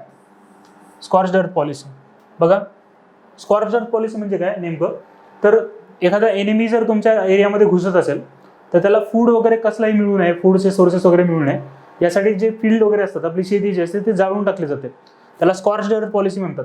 जेणेकरून त्या येणाऱ्या आर्मीला, येणाऱ्या एनिमीजला तिथे पाण्याचा सोर्स मिळू नये किंवा त्यांना त्याचं अन्न मिळू नये, ह्या पर्पजसाठी असं केलं जातं. स्कॉर्च्ड अर्थ पॉलिसी फॉलो केली जाते. आणि तसं एक डाऊट होतं ब्रिटिश तशी फॉलो करतायत की काय. ठीक आहे. नंतर CWC meeting at Wardha accepted the idea of quit India movement. तर हे बरोबर आहे की काँग्रेस वर्किंग कमिटीने क्विट इंडिया मुवमेंट ची जी आयडिया आहे ती वर्धा येथेच ॲक्सेप्ट केलेली आहे. पण नंतर ते ग्वालियर टँकमध्ये वगैरे येऊन परत त्यावरती रिझोल्युशन वगैरे आणण्यात आलेलं होतं. की AICC meeting at Gwalior tank Bombay ratified the quit India resolution. तर रॅटिफिकेशन जे झाले ते ग्वालियर टँक इथं झालेलं आहे, पण ॲक्सेप्ट कुठे केली आहे, वर्ध्याला केलेली आहे, हे लक्षात घ्या. तर स्कॉर्च्ड अर्थ पॉलिसी तर मी सांगितले तुम्हाला की स्कॉर्च्ड अर्थ पॉलिसी नेमकी काय आहे. ठीक आहे. पुढचा क्वेश्चन बघू. म्हणजे हे सगळे जे विधान दिली होती ते तिथं बरोबर होते. पुढचा क्वेश्न बघा. With respect to individual Satyagraha consider the following statements. बघा, adamant stand of British of not taking any constitutional reforms lead to the about situation. म्हणजे जे इंडिव्हिज्युअल सत्याग्रह आहे ना, इंडिव्हिज्युअल सत्याग्रह कशासाठी लॉन्च केला की ब्रिटिश ॲडमंट होते, म्हणजे काय ऐकत वगैरे नव्हते आणि त्यामुळे काहीतरी असे मुवमेंट चालू असायला हवी या उद्देशाने इंडिव्हिज्युअल सत्याग्रह सुरू केलेला आहे. पहिलं विधान बरोबर आहे. Delhi Chalo movement was the result of individual Satyagraha. ठीक आहे. दिल्ली चलो मुवमेंट सुरू झालेली होती. त्यानंतर म्हटलं Nehru was the leader of the movement and was the first to offer individual Satyagraha. तर फर्स्ट नेहरू नव्हते, फर्स्ट कोण होते, विनोबा भावे होते. त्यामुळे हे चुकीचं आहे. ठीक आहे. नंतर to give another opportunity to the government to accept the Congress demands peacefully was one of the aims of launching individual Satyagraha. ठीक आहे. तर हे फक्त नेहरूचं जर सोडलं ना तर सगळी विधान आपल्याला इथं बरोबर दिसतात. त्यामुळे 1 to 4 आपल्याला आन्सर करावं लागेल. इथे नेहरूंच्या जागी आपल्याला विनोबा भावे लक्षात ठेवायचं आहे. कन्फ्यूज होतं कोण होते पहिले इंडिव्हिज्युअल सत्याग्रही. तर विनोबा भावेंना पहिल्यांदा पहिले इंडिव्हिज्युअल सत्याग्रही म्हणून गांधींनी डिक्लेअर केलेला आहे. गांधी त्यांना मानसपुत्र मानत, विनोबा भावेंना. ठीक आहे. त्यानंतर पुढचा क्वेश्चन बघा. Who took over the presidency of the international Congress after Subhash Chandra Bose resigned in 1939. नाही बघा, 1939 मध्ये काय झालं, डिस्प्यूट झाले, वाद झाले. आणि वाद झाल्यामुळं म्हणजे गांधींनी पट्टाभी सीतारामय्या यांना उभं केलं होतं, गांधींनी त्यांना सपोर्ट केलं होतं. आणि पट्टाभी सीतारामय्या जेव्हा हारले, म्हणजे कमी मार्जिनने हारले. ठीक आहे. 200-300 वोटने काहीतरी हारले होते ते. आणि तरी सुद्धा गांधींनी काय म्हटलं की Pattabhi's defeat is my defeat. Pattabhi हारले नाहीत, मी हारलो असं गांधींचं म्हणणं होतं. तिथे डिस्प्यूट्स वगैरे तयार झाले. आणि सुभाषचंद्र बोस यांची तब्येत सुद्धा तिथे तेव्हा ठीक नव्हती 1939च्या सेशनमध्ये. ऑलरेडी सुभाषचंद्र बोस 1938ला त्रिपुरी ह्या अधिवेशनाचे अध्यक्ष सुभाषचंद्र बोसच होते. ठीक आहे. आणि त्यानंतर 1939ला काय झालं की सुभाषचंद्र बोस यांनी जेव्हा रिझाईन केलं तेव्हा आपले राजेंद्र प्रसाद प्रेसिडेंट झालेले आहेत तिथं. ठीक आहे. राजेंद्र प्रसाद. ठीक आहे. पुढचा क्वेश्चन बघूया. With reference to the British land revenue settlement system during 18th century, who among the following were associated with it? तर बघा की लँड रेव्हेन्यू सिस्टमच्या संबंधित कोण कोण आहे असं विचारलेलं आहे. तर वॉरन हेस्टिंग्स होता. वॉरन हेस्टिंग्सने काय केलं होतं की दहसाला बंदोबस्त जे आहे ना मुघलांचं, 10 वर्षाची सेटलमेंट होती मुघलांची, तोडरमलनी दिलेली, त्याला ह्यांनी काय केलं 5 वर्षाचं केलं वॉरन हेस्टिंग्सनी. आणि 5 वर्षामध्ये 5 वर्षासाठी राईट्स देऊन टाकून दिले लँड रेव्हेन्यू गोळा करण्याचे. जो हायेस्ट बिल्डर आहे, जो जास्तीत जास्त पैसे देतो त्याला ते राईट द्यायचे की तू जाऊन लँड रेव्हेन्यू गोळा करू शकतो जमीनदाराला. ठीक आहे. ते वॉरन हेस्टिंग्सची सिस्टम होती 5 वर्षाची. त्यानंतर जेम्स ग्रँट आहे. जेम्स ग्रँट सुद्धा लँड रेव्हेन्यू सिस्टममध्ये हे होता, सहभागी होता. आणि जॉन शोर जो आहे तो आपण सांगितलेलंच आहे तुम्हाला की CS = PS करायचे. CS = PS म्हणजे कॉर्नवॉलिस आणि शोर म्हणजेच काय, परमनंट सेटलमेंट. ठीक आहे. जॉन शोर आणि कॉर्नवॉलिस या दोघांनी मिळून काय केले, परमनंट सेटलमेंट सिस्टम आणलेली आहे. जेम्स ग्रँट सुद्धा त्यात होता. त्यानंतर बघा इथं आपल्याला मॅकनॉटन हा जर सोडला ना तर आपल्याला 1, 3, 4 इथे करेक्ट करावं लागेल. ठीक आहे. पुढचा क्वेश्चन बघा. A lawyer by profession he excellently defended his client in the Muraripur conspiracy. He was the president of Indian national Congress for 2 consecutive sessions. बघा की सलग 2 जे काँग्रेस सेशन झाले तिथे हे प्रेसिडेंट होते. And advocated strongly for the reform of the legislative council. He advocated Swaraj for the masses and not for the classes. Swaraj for the masses and not for the classes हे कुणाचं म्हणणं होतं?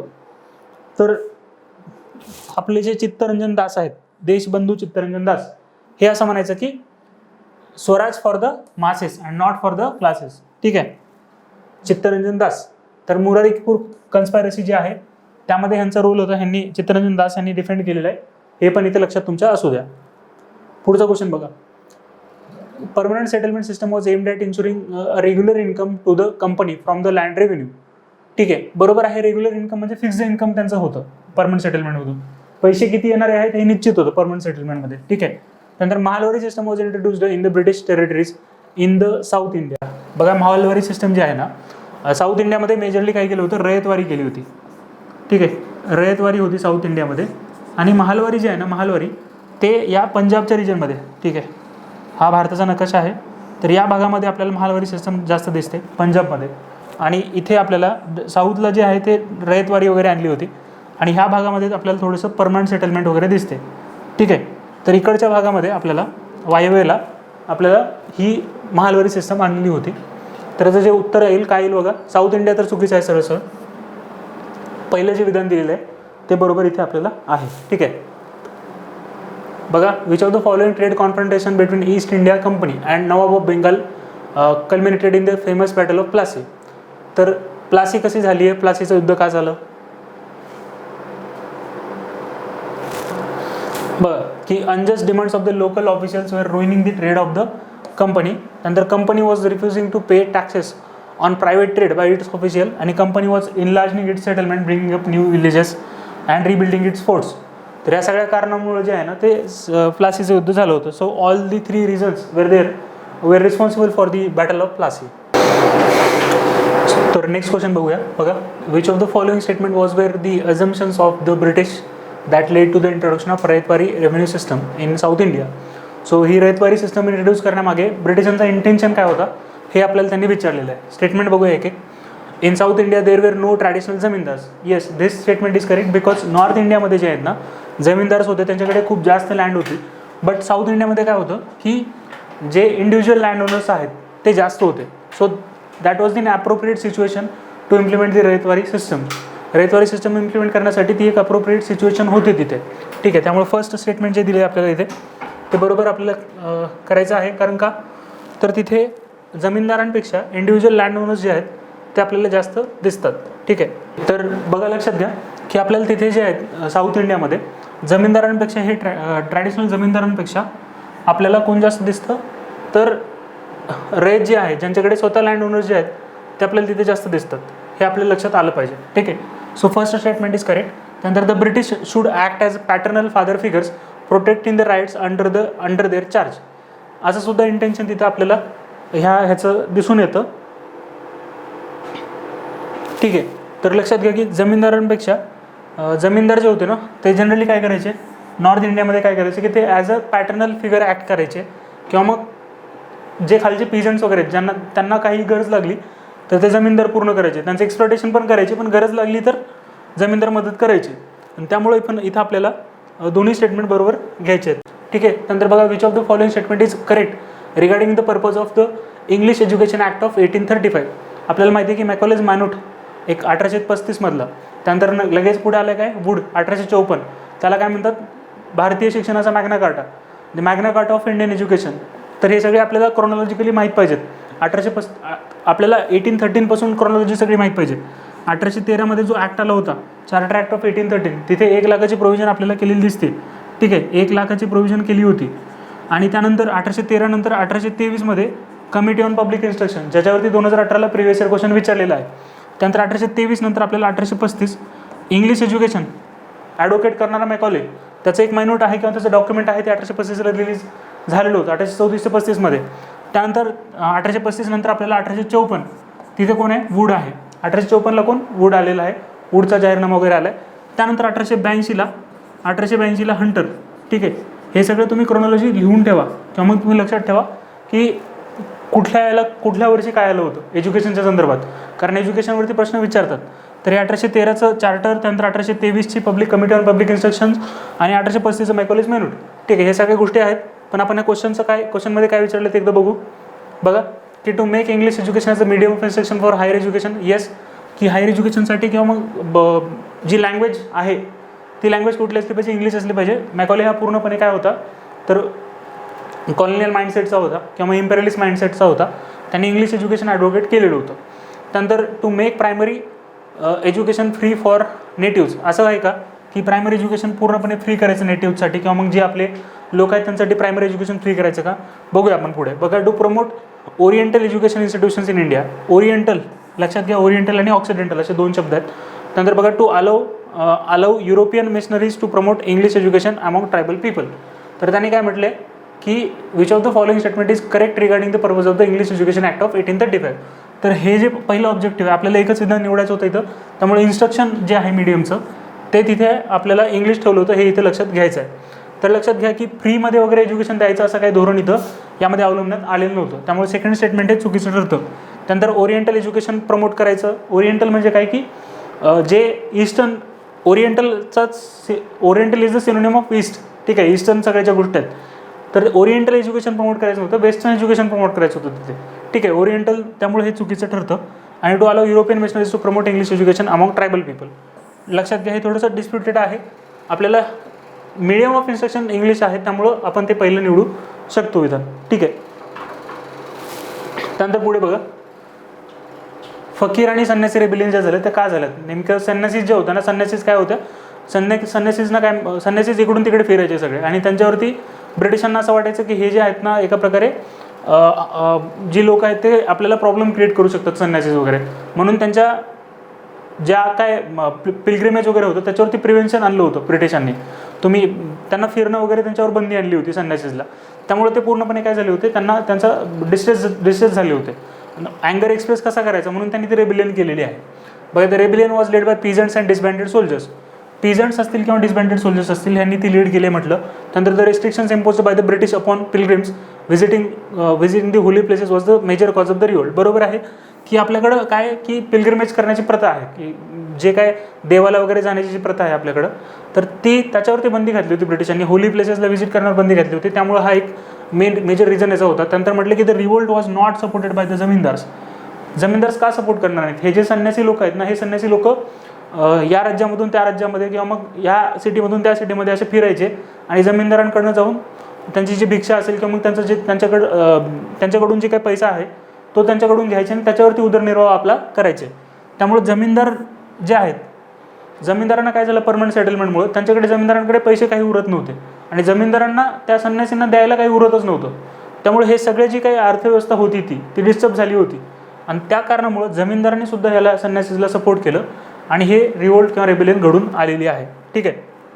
तर तिन्ही जे विधान दिलेले आहेत ते आपल्या इथे करेक्ट आहेत. त्यामुळे ऑल ऑफ द अबव आपल्याला आन्सर निवडावं लागेल. पुढचा क्वेश्चन बघा. नेक्स्ट क्वेश्चन डिस्कस करूया. बघा, काही पेअर्स दिलेले आहेत आपल्याला, ते मॅच करायचे आहेत फक्त. तर इथे लक्षात घेऊ शकतो आपण की रामोशी अपरायझिंग जे आहे ते चित्तूर सिंग सोबत मॅच करू शकतो. त्यानंतर सातारा अपरायझिंग हे धारराव. ठीक आहे. आणि त्यानंतर कित्तूर अपरायझिंग जे आहे ते राणी चेन्नम्मा आहे आणि भिल अपरायझिंग जे आहे, भिल अपरायझिंग तिथे सेवाराम. तर या सगळ्यांनी हे जे काही अपरायझिंग्स होतं ते लीड केलं होतं, त्याबद्दल आपल्याला मॅच फक्त करायचं होतं. ठीक आहे. त्यानंतर बघा, consider the following provisions about the charter act of 1833. आता जो चार्टर ॲक्ट आहे 1833चा, त्याला सेंट हेलेना ॲक्ट असं सुद्धा म्हणतात, ते लक्षात ठेवणं गरजेचं आहे आपल्याला. ठीक आहे. Saint Helena act. तर सेंट हेलेना ॲक्ट हे सेंट हेलेना एक आयलँड होतं आणि त्याच्यावरनं हे सेंट हेलेना ॲक्ट त्याला म्हटलेलं आहे 1833च्या कायद्याला. बघा, तर territorial position of the British East India company were left in its control for a future period of 20 years. तर हे जे टेरिटोरियल कंट्रोल आहे ना ते 20 वर्षासाठी पुढे एक्सटेंड केलं जायचं. त्यानंतर बघा, तर superintendence direction and control of the whole civil and military administration of the company's territories were vested with the governor general of India. आणि त्यानंतर the number of directors of the company was reduced from 24 to 18, ऑफ विच 6 were to be the nominees of the crown. तर आपल्याला factual हा question विचारला आहे. तर लक्षात घ्या, इथले हे जे पहिले 2 विधान जे आहेत ना ते बरोबर आहेत. सुपरिटेंडेंट डिरेक्शन कंट्रोल आणि of the whole civil and military administration of the company territories governor जनरलच्या खाली होते. आणि त्यानंतर टेरिटोरियल पोझिशन जे आहे ते 20 वर्षासाठी एक्सटेंड केलेलं होतं. हे पण इथं लक्षात घ्यायचं आहे आपल्याला. 20 वर्षासाठी कायदे असायचे. 1813ला आपण कायदा आणला. 1833चा कायदा जो आहे म्हणजे 10 वर्षाचा तिथे गॅप पडलेला आपल्याला दिसतो. पण 1833 नंतर कधी 20 वर्षासाठी ती सनद एक्सटेंड तिथे केलेली आपल्याला दिसते. ठीक आहे. नंतर पुढचा क्वेश्चन बघा. संस्कृत कॉलेज, कॅलकत्ता मदरसा, हिंदू युनिव्हर्सिटी आणि फोर्ट विल्यम कॉलेज. तर फोर्ट विल्यम कॉलेज जे आहे जे आहे ते लॉर्ड वेलेस्ली यांनी एस्टॅब्लिश केलं होतं. तर हिंदू युनिव्हर्सिटी असेल किंवा मग संस्कृत कॉलेज असेल वॉरन हेस्टिंग्स म्हटलेलं आहे. कॅलकत्ता मदरसा जॉनथन डंकन. तर हे जे पेयर्स दिलेले आहेत ते सगळे इनकरेक्ट आहेत. फक्त हे आपल्याला correctly matched up fort William college Lord Wellesley इथं आपल्याला बरोबर करायचं आहे. ठीक आहे. त्यानंतर पुढचा क्वेश्चन बघूया. बघा की क्रिप्स मिशनबद्दल काही विधान आपल्याला दिलेले आहेत. It outrightly rejected the demand for a separate Pakistan put forward by the Muslim League and it proposed that a constitution making body after the Second World War would be set up. आता ह्याच्यातले incorrect statement आपल्याला विचारले त्यांनी. ठीक आहे. तर बघा ह्याच्यामध्ये incorrect आपल्याला सांगावं लागेल. इट क्रिप्स प्रपोजलमध्ये it outrightly rejected demand for the separate Pakistan put forward by the Muslim League म्हणजे त्यांनी पाकिस्तानची जी डिमांड आहे ती outrightly रिजेक्ट केली असं म्हटलेलं आहे. तर लक्षात घ्या असं काही नव्हतं की त्यांनी पूर्णपणे ती डिमांड रिजेक्ट केलेली आहे. ही जी डिमांड आहे पाकिस्तानची ती कॅबिनेट मिशनने रिजेक्ट केली होती 1946च्या. पण ह्यांनी रिजेक्ट केली असं म्हटलं क्रिप्स मिशननी, जे की चुकीचं आहे. It propose that a constitution making body after the second world war would be set up. ठीक आहे. तर हे विधान बरोबर होतं पण हे चुकीचं आहे. कारण का तर कॅबिनेट मिशनने ह्याची डिमांड रिजेक्ट केली आहे. क्रिप्सबद्दल असं असेल असं काही नाही. ठीक आहे. त्यांनी इनकरेक्ट विचारले त्यामुळे आपल्याला ते निवडायचं होतं. त्यानंतर बघा which of the following statements about India's independence is are correct. बघा the formal transfer of power on 15 August 1947 heralding India's independence was announced by Lord Mountbatten. त्यानंतर Mahatma Gandhi was not present at festivities in capital on 15 August 1947 because Mahatma Gandhi कुठे होते ते बेंगालमध्ये होते. कारण तिथे रायवोट वगैरे झाले होते हिंदू मुस्लिम. तर त्याला प्रिव्हेंट करण्यासाठी किंवा मग तिथं ते कमी करण्यासाठी महात्मा गांधी तिथे गेलेले होते, व्हायलन्स कमी करण्यासाठी. ठीक आहे. त्यामुळे हे जे लॉर्ड माउंटबॅटनने अनाऊन्स केले म्हटलं ना हे सुद्धा विधान बरोबर आहे. 15 ऑगस्ट 1947ला जे heralding India's independence was announced by Lord Mountbatten. This statement is also correct here. ठीक आहे. त्यानंतर पुढचा क्वेश्चन बघूया. बघा की who among the following Congress represented the socialist view. तर इथं आपल्याला सरदार पटेल, मौलाना आझाद आणि राजेंद्र प्रसाद. तर राजेंद्र प्रसाद जे होते त्यांचे थोडेसे राईटिस्ट व्ह्यू होते. ठीक आहे. राईटिस्ट व्ह्यू होते. आणि हे आपले जे नरेंद्र देव आहेत. ठीक आहे. किंवा मग राम मनोहर लोहिया असेल किंवा मग JP असतील, जयप्रकाश नारायण, हे सगळे सोशलिस्ट विचारसरणीचे होते. जयप्रकाश नारायण बघा 1934मध्ये काँग्रेस सोशलिस्ट पार्टी CSPची स्थापना झाली होती. आणि ही जी स्थापना आहे या तिघांनी केली होती. राम मनोहर लोहिया, JP आणि आचार्य नरेंद्र देव. तर ठीक आहे. तर सोशलिस्ट व्ह्यूज कोणाचा आहे एवढं विचारलं आहे त्यामुळे नरेंद्र देव हे करेक्ट आन्सर असेल. पुढचा क्वेश्चन बघा. Which one of the following is not a characteristic feature of the Indian independence act 1947. 1947च्या कायद्याचं काय फीचर नाही आहे. ठीक आहे. तर लक्षात घ्या की the dominion of India got received territory of India excluding the provinces of Sindh, Baluchistan, West Punjab, East Bengal आणि North West Frontier Province NWFP. त्यानंतर म्हटलं की the act sought to lay down a constitution by the legislative will of the British parliament. काय म्हटले? Legislative will of the British parliament. असं कसं काय होईल? 1947ला जेव्हा आपण स्वातंत्र्य आपल्याला मिळालेलं होतं, ब्रिटिश पार्लमेंटचा काय संबंध असेल की ब्रिटिश पार्लमेंटच्या म्हणण्याप्रमाणे आपण एखादा कायदा करू? पार्लमेंट जी असेल किंवा मग कॉन्स्टिट्युएंट असेंब्ली असेल ती सगळी जी आपल्या भारतीयांच्या मताने बनलेली असेल आणि भारतीयांच्या विलवरती ती ठरेल, ना की आपल्या ब्रिटिश पार्लमेंटच्या. ठीक आहे. त्यामुळे हे चुकीचं विधान आहे. त्यांनी आपल्याला नॉट अ कॅरेक्टरिस्टिक असं विचारलं होतं त्यामुळे आपल्याला इथं हे विधान निवडावं लागतं. त्यानंतर म्हटले the act proposed to set up 2 independent dominions. बरोबर आहे की पाकिस्तान आणि इंडिया असे 2 डॉमिनियन्स स्थापन करायचे आहेत. 1947च्या कायद्याने ते म्हटलं होतं. त्यानंतर म्हटले the constituent assembly of each dominion was to have a unlimited power to frame and adopt any constitution. हे सुद्धा करेक्ट आहे की कोणत्या डॉमिनियनला कशा प्रकारचं कॉन्स्टिट्यूशन पाहिजे हे त्या डॉमिनियनने ठरवायचं. म्हणजे पाकिस्तान असेल किंवा इंडिया असेल त्यांना कशा प्रकारचं कॉन्स्टिट्यूशन पाहिजे ते स्वतः ठरवायचं. ठीक आहे. हे इथं आपल्याला लक्षात घ्यायचं आहे. त्यानंतर बघा consider the following statements regarding provisions of the charter act of 1793. आता 1793चा जो कायदा आहे याबद्दल काही विधानं त्यांनी आपल्याला दिले. करेक्ट विधान आपल्याला इथं सांगायचे आहेत. बघा की which of the statement given above is are correct. The home government members were to be paid out of British revenues. 1793 बघा paid out of British revenue असं म्हटलेलं आहे. जेव्हा आपल्या लीडर्सनी, ठीक आहे, लीडर्सनी कंप्लेन केली की तुम्ही जे पेमेंट करताय ते भारतीयांच्या पैशामधून करताय, ते बंद करा, तेव्हा कुठं नंतरच्या काळामध्ये ती पेमेंट बंद करण्यात आली होती 1919च्या टाईम पिरियडमध्ये. ठीक आहे, 1919ला. आणि आपल्याला कधीचा प्रश्न विचारला त्यांनी 1793चा. ठीक आहे, जेव्हा ब्रिटिशर्स नुकतेच आले होते 1764ला बक्सरचं युद्ध झालं आणि तिथं त्यांचं पूर्णपणे टेन्यूर सुरू झालेलं दिसतो. आणि 1793 पहिला कायदा कधी आला? 1773ला रेग्युलेटिंग ॲक्ट आला. नंतर 1793चा जो चार्टर आहे यामध्ये अशी प्रोव्हिजन कशाला करतील की ते ब्रिटिश रेव्हेन्यू जो ब्रिटिश गव्हर्नमेंट स्वतः पैसे देईल. ठीक आहे, सो हे विधान इनकरेक्ट ठरतं. नेक्स्ट विधान बघा, the revenue administration was separated from the judicial functions. तर हे आपल्याला इथं म्हणू शकतो आपण, हे बरोबर आहे.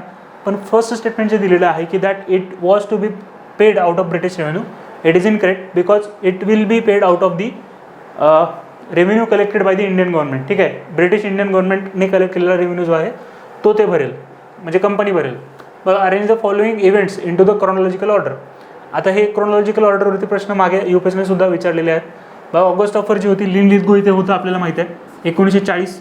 ठीक आहे, ऑगस्ट ऑफर 1940च्या लिन लिथगो तिथे होता आणि त्याच्या काळात ती आलेली August offer. Civil disobedience movement कधीची आहे? 1930. ठीक आहे, आणि त्यानंतर फॉर्मेशन ऑफ ऑल इंडिया किसान सभा 1936. ठीक आहे, आणि त्यानंतर क्रिप्स मिशन 1942. तर अशा प्रकारे क्रोनॉलॉजिकली आपण याचा जोडी लावू शकतो. त्याने काय म्हटलं आहे? क्रोनॉलॉजिकली लावायचं आहे आपल्याला. तर सगळ्यात सुरुवातीला झालेली इव्हेंट कोणती आहे? सिव्हिल डिसओबिडियन्स मुवमेंट आहे, म्हणजे 2 आधी यायला पाहिजे. त्यानंतर आपल्याला काय आलं पाहिजे? 1936 3 आलं पाहिजे. त्यानंतर 1941 आणि त्यानंतर आलं पाहिजे आपल्याला 4. ठीक आहे, त्याच्यानंतर आलं पाहिजे 4. तर आपल्याला 2 3 1 4 असा ऑप्शन बघायचा आहे. तर 2 3 1 4 आपल्याला इथे दिसतोय डीमध्ये, सो डी करेक्ट आन्सर आहे. बघा, consider the following statements about Gandhi Irwin pact. Rising popularity of salt Satyagraha was one of the reason behind holding of talks between Mahatma Gandhi आणि आयर्विन. बरोबर आहे. ठीक आहे, रायझिंग पॉप्युलरिटी जी झाली, गांधींची जी पॉप्युलरिटी वाढली होती आणि त्यामुळं गांधींना रिकग्नाइज करावं लागलं क्रिप्सला. त्यानंतर बघा, आयर्विन आणि गांधीचं जे झाले ते 1930ला जे आपण दांडी मार्च वगैरे आणला आणि त्यामुळे पॉप्युलरिटी वाढली आणि आयर्विनला रिकग्नाइज करावं लागलं गांधीला. Under the pact Indians were allowed to produce trade and sell salt legally. हे पण बरोबर आहे की इंडियन्स काय करत होते ह्या गांधी आयर्विन पॅक्टवरती. UPSCने सुद्धा मागे प्रश्न विचारला होता, 2020ला विचारला होता. ठीक आहे, तर काय बघा की इंडियन्सला अलाउ केलं गेलं की ते साल्ट प्रोड्यूस करू शकतील लिगली आणि ट्रेडसुद्धा करू शकतील त्याच्यामध्ये. त्यानंतर म्हटलं की Congress agreed to attend the third RTC. ठीक आहे, लक्षात घ्या की तिसरी राऊंड टेबल कॉन्फरन्स अटेंड करण्यासाठी काँग्रेसने ॲग्री केलं असं म्हटलेलं आहे.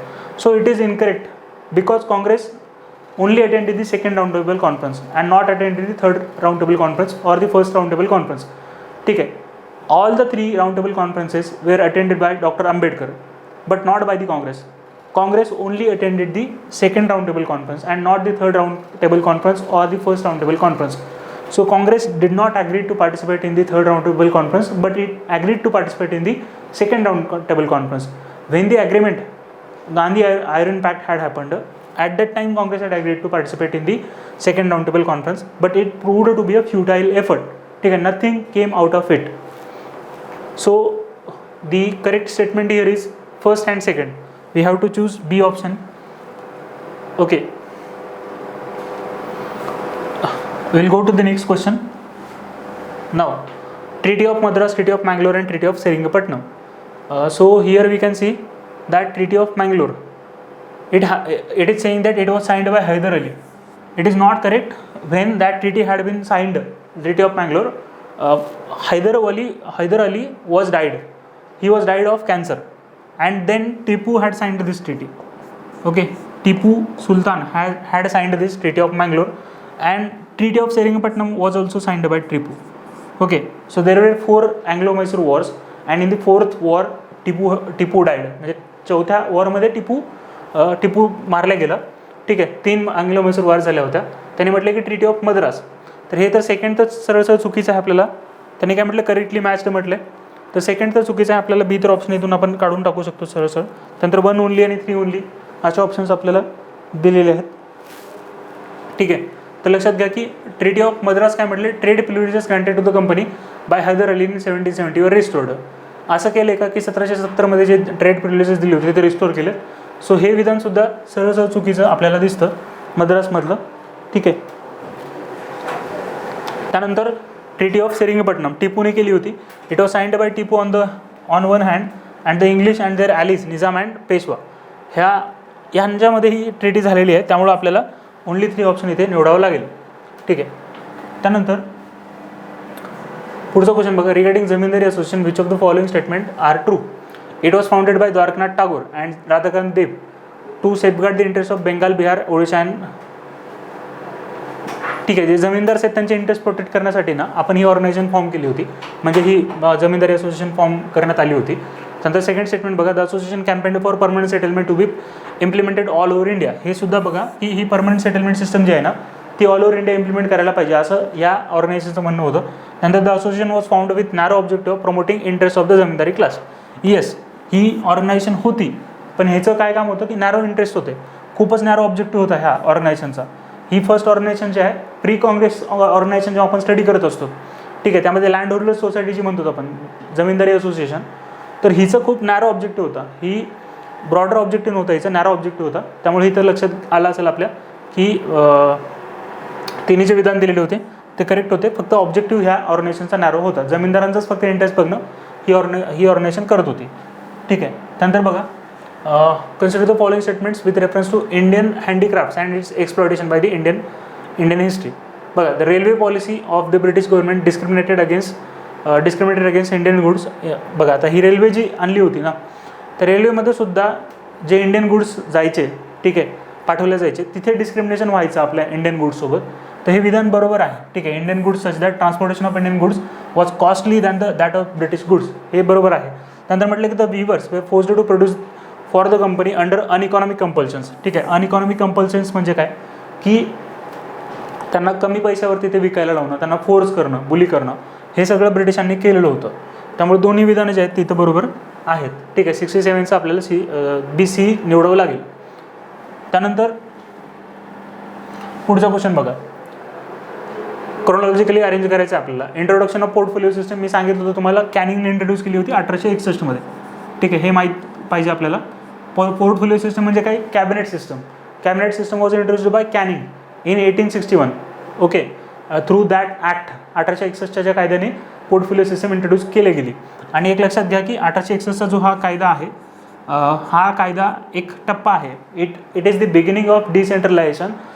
Okay. It is the beginning of decentralisation म्हणजे कॉन्सन्ट्रेशन जे सुरू झालं होतं कधीपासून, जो आपला 1773चा कायदा आला होता, रेग्युलेटिंग ॲक्ट 1773चा, तर त्या कायद्यापासून म्हणजे त्या टप्प्यापासून आपल्याला हा एक टप्पा दिसतो जिथे आपल्याला डिसेंट्रलायझेशन सुरू झालेलं दिसतं आहे. ठीक आहे. 1773ला कॉन्सन्ट्रेशन ऑफ पॉवर सुरू झालं होतं, हे लक्षात घ्या. त्यानंतर आपण 1861 येतो, तिथून डिसेंट्रलायझेशन आपल्याला हळूहळू सुरू झालेलं दिसते. पोर्टफोलिओ सिस्टम किंवा कॅबिनेट सिस्टम ही कॅनिंगने तेव्हा चांगली होती. बघा, introduction of the system of direct recruitment to the ICS through the competitive examination. So this had happened in 1853. 1853 हे घडलं होतं, हे लक्षात घ्या. त्यानंतर इस्टॅब्लिशमेंट ऑफ फेडरल कोर्ट आणि introduction of dyarchy. Introduction of dyarchy 1919. ठीक आहे. आता असं जर अरेंज करायचं आपण म्हटलं, फेडरल कोर्ट आपण कधी 1935 म्हणू शकतो. ठीक आहे. Federal court 1935. तर अरेंज करायचं म्हटलं आपण तर सगळ्यात आधी झालेली इव्हेंट कोणती आहे, तर ते इंट्रोडक्शन ऑफ पोर्टफोलिओ सिस्टम ही सगळ्यात आधी झालेली गोष्ट आहे. ठीक आहे. सो 1, 2 पहिलं आधी हे येईल. त्यानंतर reduction of direct recruitment 1853. Sorry, हे introduction of the system of direct recruitment to the ICS through a competitive examination हे आपल्याला आधी यायला पाहिजे. त्यानंतर पोर्टफोलिओ सिस्टम यायला पाहिजे, कारण हे 1853ला झालेली आहे डायरेक्ट रिक्रुटमेंटची सिस्टम. ठीक आहे.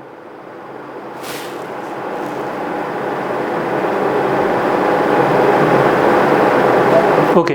तर लक्षात घ्या की इथं काय यायला पाहिजे, C यायला पाहिजे. 2, 1 त्यानंतर 4 म्हणजे काय, डायरेक्ट 1919 आणि हे जे फेडरल कोड 1935, तर सी याचा करेक्ट आन्सर आहे. ठीक आहे. त्यानंतर पुढचा क्वेश्चन बघा. बघा, consider the following statement regarding Karachi session. Karachi session important यासाठी की फंडामेंटल राईट्सचं रेझोल्युशन वगैरे तिथं आणलं होतं. सरदार पटेल जे होते त्याचे अध्यक्ष होते या काँग्रेस सेशनचे. ठीक आहे. It was a special session by Congress to endorse the Gandhi Irwin pact. Okay, ठीक आहे. It was convened in 1932. 1931ला झालं होतं. 1932 दिलेलं आहे त्यांनी, चुकीचं आहे ते. 1931ला ते झालेलं आहे. त्यानंतर म्हटले the 2 resolution were adopted, one on fundamental rights and other on national economic programme. ठीक आहे, आपण मान्य करू शकतो तिथे, पण ते 1931ला झालं होतं हे आपल्याला इथे लक्षात घ्यायचं आहे. त्यामुळे स्टेटमेंट ते चुकीचं आहे. पहिलं स्टेटमेंट जे दिलेलं आहे ते चुकीचं आहे. पुढचा क्वेश्चन बघा. कोमागाटा मारू इन्सिडेंट. तर हा इन्सिडेंट काय होता की काही इमिग्रंट्स म्हणजे आपल्या देशातली पंजाबी लोकं काही होती जी कॅनडाला जाऊन वास्तव्य करून तिथे रोजगार मिळवण्यासाठी जात होती, पण कॅनडाच्या वँक्युव्हर पोर्टवरती जाऊन त्यांना परत तिथून पाठवण्यात आलं होतं. ठीक आहे. मग ते जे आले ते कुठं आले, बेंगालमध्ये आले परत. ठीक आहे. बेंगालमध्ये त्यांचं शिप आली होती, रिटर्न आल्यावरती. मग द इन्सिडेंट टूक प्लेस इन 1912. तर हे इन्सिडेंट ॲक्च्युली 1914मध्ये झालेलं आहे. ठीक आहे. 1914मध्ये ते इन्सिडेंट झालं आहे. त्यानंतर म्हटलं the ship return to Gujarat नाही तर बेंगालला ती शिप गेलेली होती. ठीक आहे. गुजरात नाही तर बेंगालला ती शिप गेली होती. रिटर्न जेव्हा तिला फोर्स केलं गेलं ती बेंगालला गेली होती. सेकंड स्टेटमेंट तर इथं रॉंग आहे सरळ.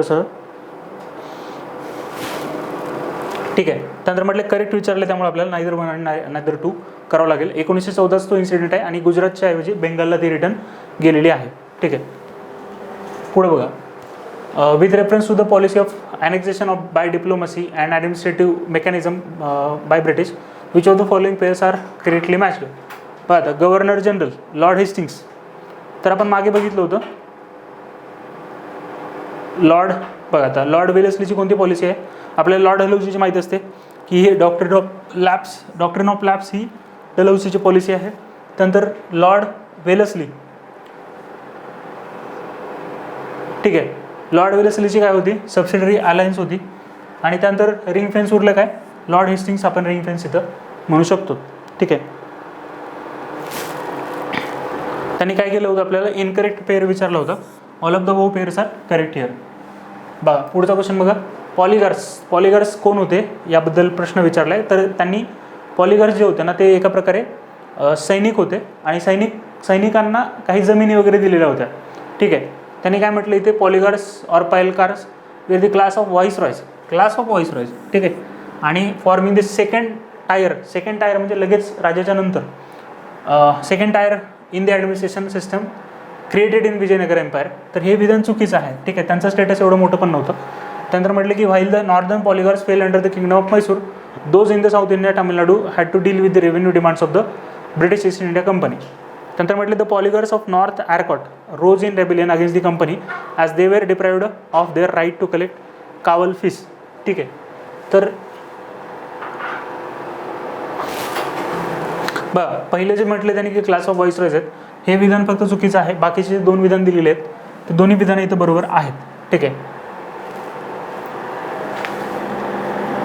पुढचा क्वेश्चन बघा. Which of the following is not the cause of revolt of 1857. 1857च्या रिवोल्टचं कोणतं कारण नाही आहे.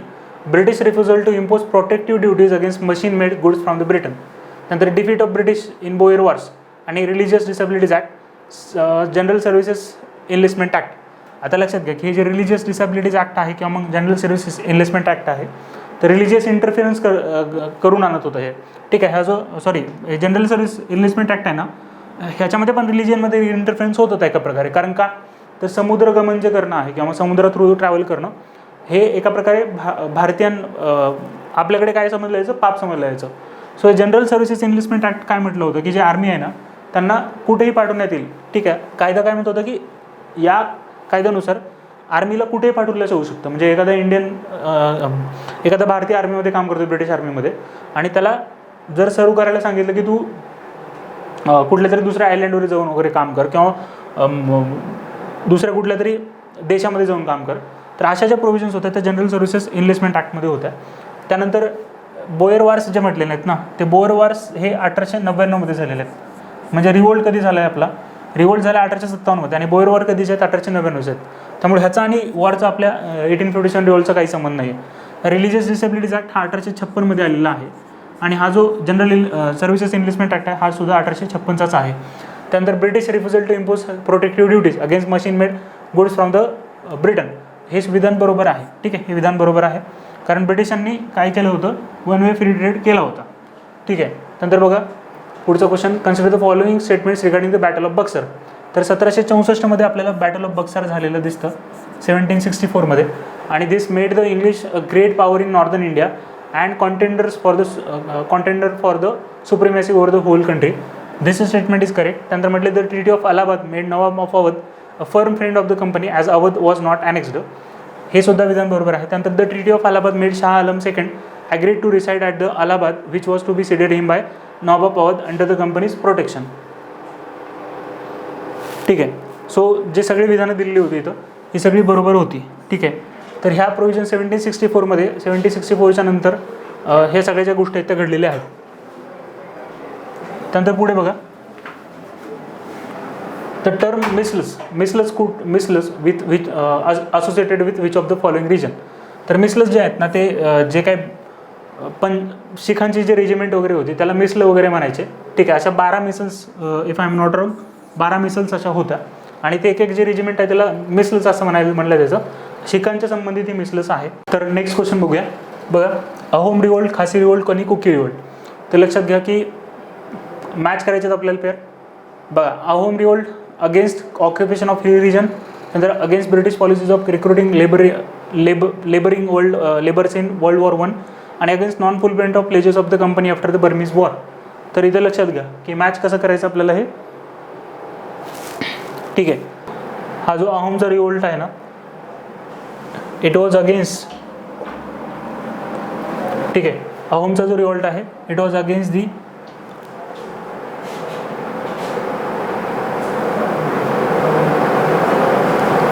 ओके, अहोमचा जो रिवोल्ट आहे it was against the fulfilment of pledges of the company after Burmese war, हे इथं लक्षात घ्यायचं आहे आपल्याला. ठीक आहे. त्यानंतर खासी रिवोल्ट का झाला, बिकॉज हिली रिजन वगैरे जे आहेत ना ते ऑक्युपाय केली होती ब्रिटिशर्सने, त्यामुळे खासी रिवोल्ट झालेला आहे. त्यानंतर कुकी रिवोल्ट आहे. कुकी रिवोल्ट कशामुळे झालेला आहे, against the British policies of recruiting labours in world war 1. ठीक आहे. तर ह्या कारणांमुळे ही रिवोल्ट वगैरे झालेली होती. त्यानंतर बघा पुढचा question, which of the following reform measures was were introduced by the Montagu Chelmsford reforms. तर 1919चे मॉन्टेग्यू चेम्सफोर्ड रिफॉर्म्स आहेत आणि काय मेजर्स इंट्रोड्यूस केले त्यांनी बघूया आपण आता. It provided for the establishment of public service commission. त्यानंतर म्हटलं it introduced bicameralism both in centre and provinces. ठीक आहे. सेंटर आणि प्रोव्हिन्सेस म्हटलं आहे, जे की सरळ चुकीचं आहे. तर 6 असे स्टेट्स होते, प्रोव्हिन्सेस होते, स्टेट्स म्हणण्यापेक्षा प्रोव्हिन्सेस होते. 6 प्रोव्हिन्सेसमध्ये बायकॅमरल लेजिस्लेचर्स आणलं होतं, पण ते कधी आणलं होतं 1935ला. ठीक आहे. प्रोव्हिन्सेसमध्ये कधी 1935ला, आणि हे जे सेंटरला आहे ना ते 1919ला आणलेलं आहे बायकॅमरल लेजिस्लेचर. हे इथं आपल्याला विसरून चालणार नाही. त्यामुळे सेकंड जे आहे ते इनकरेक्ट आहे. त्यानंतर म्हटले it extended the principle of communal representation. Yes, communal representation वाढतच गेले. 1909 पासून ते सुरू झालं, 1919ला वाढवलं, परत 1935ला सुद्धा ते वाढवलेलं आहे. ठीक आहे. म्हणजे आधी दिलं कोणाला, मुस्लिम्सला, त्याच्यानंतर शिख्सला, त्यानंतर 1935ला विमेनला सुद्धा सेपरेट इलेक्टोरेट त्यांनी आणून दिले होते. सो कम्युनल रिप्रेझेंटेशन जे वाढलेलं आहे ते म्हणतो आपण ते बरोबर आहे. त्यानंतर it introduce the system of direct election for the first time in the country, असं सुद्धा मॉन्टेग्यू चेम्सफोर्ड रिफॉर्म्समध्ये म्हटलेलं आहे. तर आपल्याला डायरेक्ट इलेक्शन जे म्हटले ना ते आपल्याला मागे सुद्धा आपण बघितलं होतं. बघा, 1909च्या कायद्यामध्ये डायरेक्ट इलेक्शन्स आणले असं म्हटलं होतं, जे की चुकीचं होतं. पण 1919च्या कायद्यामध्ये direct elections for the first time आणलेले होते कंट्रीमध्ये. ठीक आहे. आणि बायकॅमरलिझम सेंटर आणि प्रोव्हिन्सेसमध्ये तो तसं नाही आहे. ठीक आहे. त्यामुळे ते आपल्याला सेकंड स्टेटमेंट फक्त इनकरेक्ट इथे पकडायचं आहे. तर हे सेकंड स्टेटमेंट जर आपण रॉंग केलं तर आपल्याला उत्तर इथे येतं 134. पुढचा क्वेश्चन बघा, which of the following statement is are correct regarding the Wavell plan of 1945. तर हे जो 1945चा वेवेलचा प्लॅन आहे, यामध्ये it provided for executive council in which all the members were to be Indians. ठीक आहे. त्यानंतर म्हटले ऑल द मेंबर्स. ठीक आहे. बघा, all the members were to be Indian, but exception होतं त्यामध्ये, असं एक्सेप्शन होतं. ह्याच्यामधलं एक्सेप्शन काय होतं याच्यामध्ये लक्षात घ्या की गव्हर्नर जनरल, ठीक आहे, गव्हर्नर जनरल आणि कमांडर इन चीफ हे इंडियन असणार नाहीत. गव्हर्नर जनरल आणि कमांडर इन चीफ हे पण लक्षात घ्या, हे इंडियन नव्हते, बाकी सगळे इंडियन होते या एक्झिक्युटिव्ह काउन्सिलमध्ये. पण यांनी काय म्हटलं, all the members were to be Indians, हे चुकीचं आहे. त्यानंतर म्हटलं it rejected by both, it was rejected by both Muslim League आणि द काँग्रेस. त्यानंतर the Shimla conference was convened to discuss its provisions. तर हे पहिलं विधान चुकीचं ठरतं इथे. ठीक आहे, पहिलं इनकरेक्ट झाल्यावरती आपल्याला उत्तर येऊन जातं 2 आणि 3 इज करेक्ट. ठीक आहे, बोथ मुस्लिम लीग आणि Indian national Congress rejected this demand proposal. ठीक आहे. त्यानंतर बघा, the first law commission in India was establish under the chairmanship of.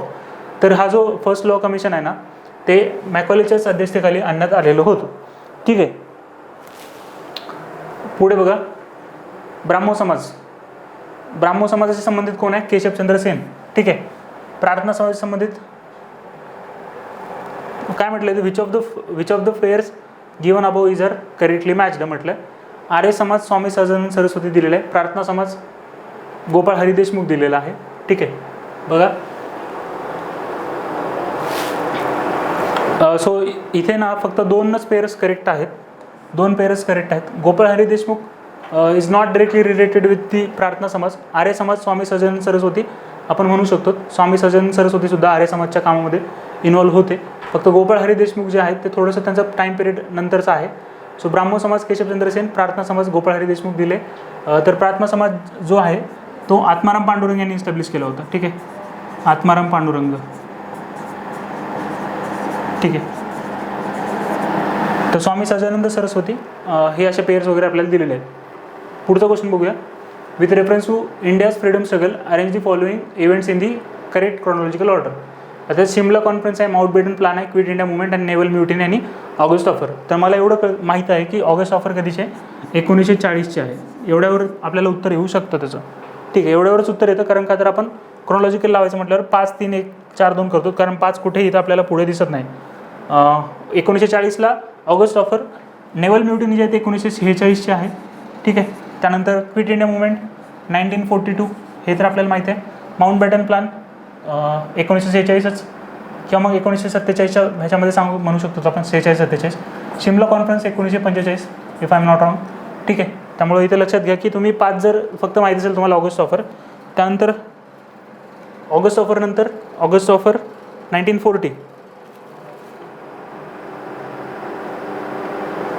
ठीक आहे, ऑगस्ट ऑफर 1940चे आहे. त्यामुळे 5 आधी येईल सगळे सुरुवातीला येईल. ठीक आहे. त्यानंतर काय म्हटलं की क्विट इंडिया मुवमेंट 1942 बरोबर आहे. ते 1940 नंतर काय येईल? 1942 येईल. आणि त्यानंतर आपल्याला शिमला कॉन्फरन्स आहे 1945ची आणि माउंटबॅटन प्लान आहे 1946. ठीक आहे, 1946-47चा. आणि क्विट इंडिया मुवमेंट तर झाली आहे. Naval mutiny 1946. तर अशा प्रकारे आपण इथं क्रोनॉलॉजी लावू शकतो. पुढचा क्वेश्चन बघा की consider the following statements regarding Swarajist and no changers. Swarajist advocated for the boycott of legislative councils. असं हे चुकीचं आहे. स्वराजिस्टनी काय केलं होतं? बॉयकॉट ऑफ लेजिस्लेटिव्ह काउन्सिल केलं नव्हतं. They wanted to participate in the legislative council. ठीक आहे. त्यानंतर the no changes oppose the endorsement strategy. ठीक आहे. तर आपल्याला सेकंड स्टेटमेंट इथं बरोबर दिलेलं आहे. इनकरेक्ट विचारलं होतं त्यांनी आपल्याला, पण सेकंड स्टेटमेंट बरोबर आहे. आता ही जी एंडोरमेंट स्ट्रॅटेजी आहे ना, एंडोरमेंट स्ट्रॅटेजी, ह्याचा अर्थ काय? तर हे जे स्वराजिस्ट होते त्यामध्ये मोतीलाल नेहरू आहेत, चित्तरंजन दास आहेत. तर त्यांनी ही स्वराज पार्टी वगैरे काढलेली होती.